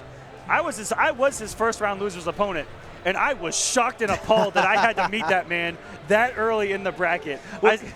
I said, wait a minute. This isn't fair, but Dab's so good at all games. He's one of my favorite people to practice with because he's so good at spacing. He has such an understanding of fighting games in general and how footsies work and how whiff punishes work and understanding frame data. He executes it perfectly, and I hate playing him for that reason because he You hate love. You love hate. I hate love it because he'll do something good or he'll do something to me that's just so good that I can't hate it, you know? You're like, I can't even be mad. I can't You're even so be mad good. because it was so good. And this is going to be a huge matchup here because Slayer coming in from a huge season 1 of IPS, a lot of results, almost all the top 8s. And he has been training nonstop every single day for this season number 2. So we have a huge update. Dragon actually DQ'd himself from his qualifying match. He didn't make it out of his pool. You know, I'm not sure what's going on. Maybe his Twitter has a little bit more information, but we'll have to find an update on that. We will. Hopefully he's doing good, you know. Especially again, there was a scare before the event, and I just hope that he's feeling good because that's our boy. That is, but it also sounds like you're making excuses for him. I'm just kidding. Hey, man. All right, anyway, we have the match between Dab and Slayer. These guys are both from California, both very familiar with each other's playstyles. And they've been playing against each other for a long time. All the way back to MK9. They the know. SoCal days. Yes, the SoCal EGP. days. And, you know, Slayer, I feel like you can sum up Slayer in one word, and that word is aggression. You know, he loves being the aggressor. Even in the Injustice 1 days, comparing Slayer to Theo, it was kind of like Theo is that very defensive, let me sit back and chill play style, and Slayer is the exact opposite. Both of them playing Superman as soon as the game came out, but Slayer always wanting to be in forward 2-3 range, always wanting to be right in his opponent's face. Played Kung Lao in both Mortal Kombats, wanted to be in your face the entire time with the hat spinning, baby. And here, Wouldn't be the first time. When the hat was plus 27? Yes. And here in this game, Black Adam, again, can be so aggressive, has the cancels to be incredibly plus, and has the mobility, and he's able to play the game. And he's been playing Black Adam since day number 1, even going back to Injustice 1. And he pretty much picked a character right out of the gate that he's never had to change. Never had to change. Just gotta have to adjust a few combos here and there, but that's about it. And I talked about how Dab was the other Hellboy in this bracket that you guys are going to want to worry about. We got to see it so much on War of the Gods late this season, and he's always on our Clash program doing exhibitions, just showing off what he's all about. Dab's very swagger heavy guy. He just likes to show off. Yeah, he does. My favorite play by Dab was when he anticipated Emperor Nyx to wake up 3 times in a row with that gunshot when it had invincibility. Oh, the dirty stuff. He just sat there and ate it. He knew. He's like, you're going to do this. You're going to do this. Anyway, Dab off to a really bad start here. Slayer taking the driver's seat here and really kind of controlling the pace, controlling the momentum. And Dab, you know, against Black Adam, you really want to make things whiff, either ducking under them or making them whiff in terms of range. But it's all about anticipating what buttons he's going to be pressing because you know he's going to be super plus. The shimmy does it. He does it. Slayer is a whole new man here. Giving him a nice little teabag, knowing that there really wasn't much at risk. And he said, you know what? I know you have that character power on. Go ahead. I'll give you that nice little 20% of health back. It's not going to make a difference. Oh, yeah, he just dash up with the orbs if he wants to and does get hit out of it. The jump back here, but again, Slayer just understanding and knowing that there's really nothing here at risk. And as I say that, that idea is slowly whittling away. Only a real master can mount this comeback. Unfortunately, win buttons do exist. The orb went around Black Adam, but didn't actually hit Hellboy right there. That was interesting, but okay. It's because Hellboy is just like, he's like an upside down triangle. He just like pushed him away with his big shoulders. So right there, it gave Dab a little bit of room to warm up. It did. Because he took a whole health bar off of surviving death. So coming back to life is that character power. He is warming up. And Slayer looking so strong. And this is a character that Dab played back in Season 1 of IPS. Yes. He was really big on Black Adam, all the legacy characters. And finding a new home here in Hellboy. But man, it's like I talked about how Slayer, he has been so hungry in between seasons. He plays for an unholy amount of hours every single day, practicing and getting ready for this event. And it's showed so far because he's looked crisp. I mean, hey, this is Slayer not only just going against just Dab. This is Dab who just got done 3-0ing Forever King off stream. So, you know, that just tells you something about how much time Slayer's been putting into the game and, you know, how much he's been preparing. Huge damage and the corner carry. Ended it early with the Palpatine. A very interesting choice. I'm shocked he didn't finish out that string to get him all the way to the corner. I like what you did there. You're shocked. Hey-o. Hitting him there, ending it here, meter burning it for the Oki, going to the other side, and Slayer with the delay wake up. Unfortunately, gets a boot to the face, and there it is. Just a foot dive, and that character power is enough. You know, what can you really do in that situation? Oh my goodness, that is a very hard string. It's so fast to actually hit confirm straight into the air throw. Yeah, the window is very, very early in that string. And I gotta respect that for having that on command, the actual hit confirm. Dab's got the execution, man. He's got the execution, the spacing. But was Slayer's it close just enough to the background pass? That's what he wanted off of that 2-2 up 3. That's definitely what he's looking for. I'm Conduct's king. You're going down. Using one bar, good presence of mind there by Slayer, knowing that Dab wouldn't bet anything. Oh! Get out of my airspace. I've got the air throw on command reactions. I talked about how well Dab is at just playing the game.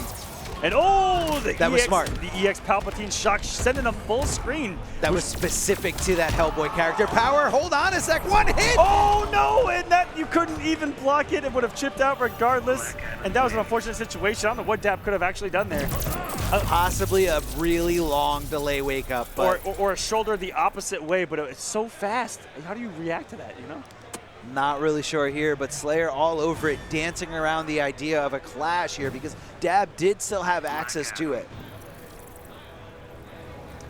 And now Dab known for playing a lot of different characters. And again, that's, oh, never mind. We're sticking with Hellboy. He's got Aquaman, Superman, Black Adam, all the legacy characters he's really good with. And I guess Dab is probably anticipating Slayer to counterpick one of the other characters. So he figures, let me just win these next 3 with the matchup that Slayer is willing to play. And that matchup is Black Adam. You want to talk about confidence with your character to start off a round with low lightning that Slayer just did? That was pretty ballsy against an aerial mobile heavy character like Hellboy. I mean, that's ballsy against anyone with a jump. If you just hold up forward, you get a full combo to start.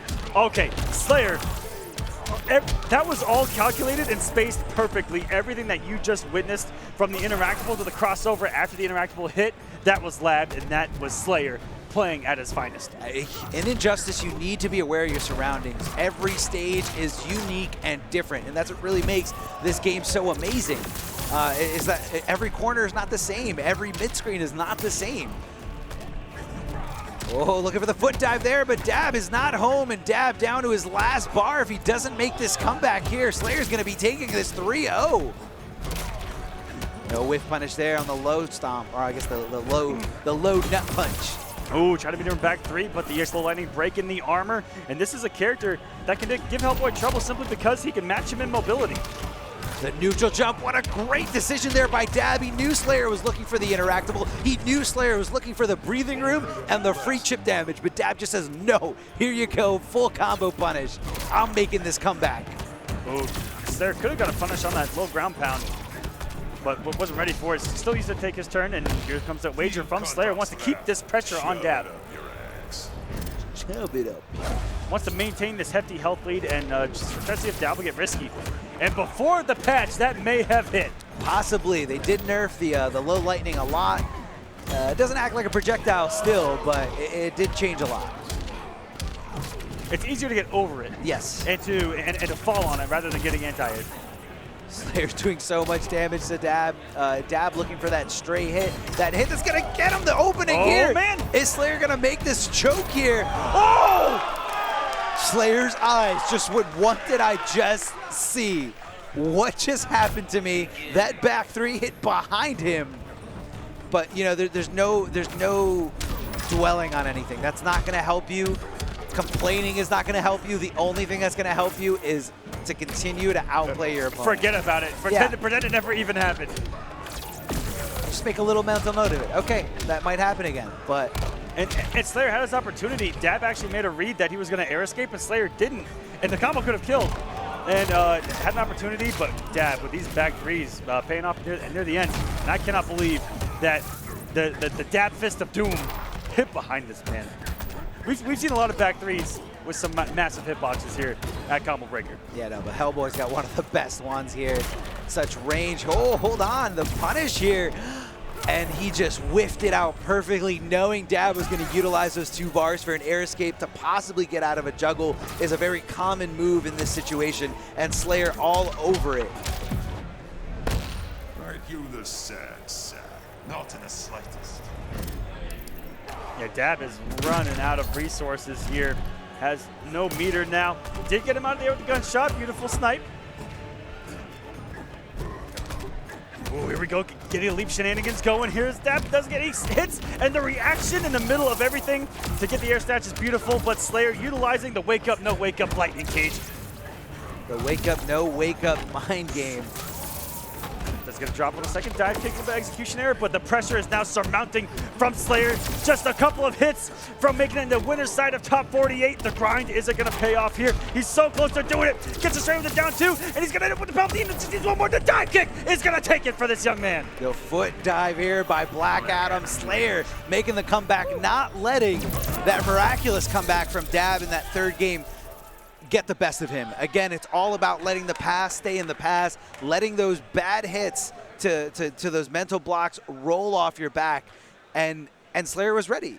He was fine. He has been competing for so long, and he understands what it is to just keep headstrong and not let it phase you. Yeah, that was composure at its finest. Slayer looking so good, and I'm glad to see him back in this form for the IPS Season 2, because a couple of the events before this, he was looking a little bit shaky, you know, at the you know, especially like KIT. But wow, did he look crisp today? Yeah, he did. I can't wait to see him in top 48 later on. But coming up next, we've got MKXL top 8, and that's going to be on the main stage, I believe, and then Injustice top 48, 2 top 8 after that. And I cannot wait, Arma. It's just been a wonderful weekend, especially for the NRS community. All 3 huge games. The entire world is here competing. And we've seen the upsets, we've seen the close matches, we've seen the heartbreakers, and there's still more to come.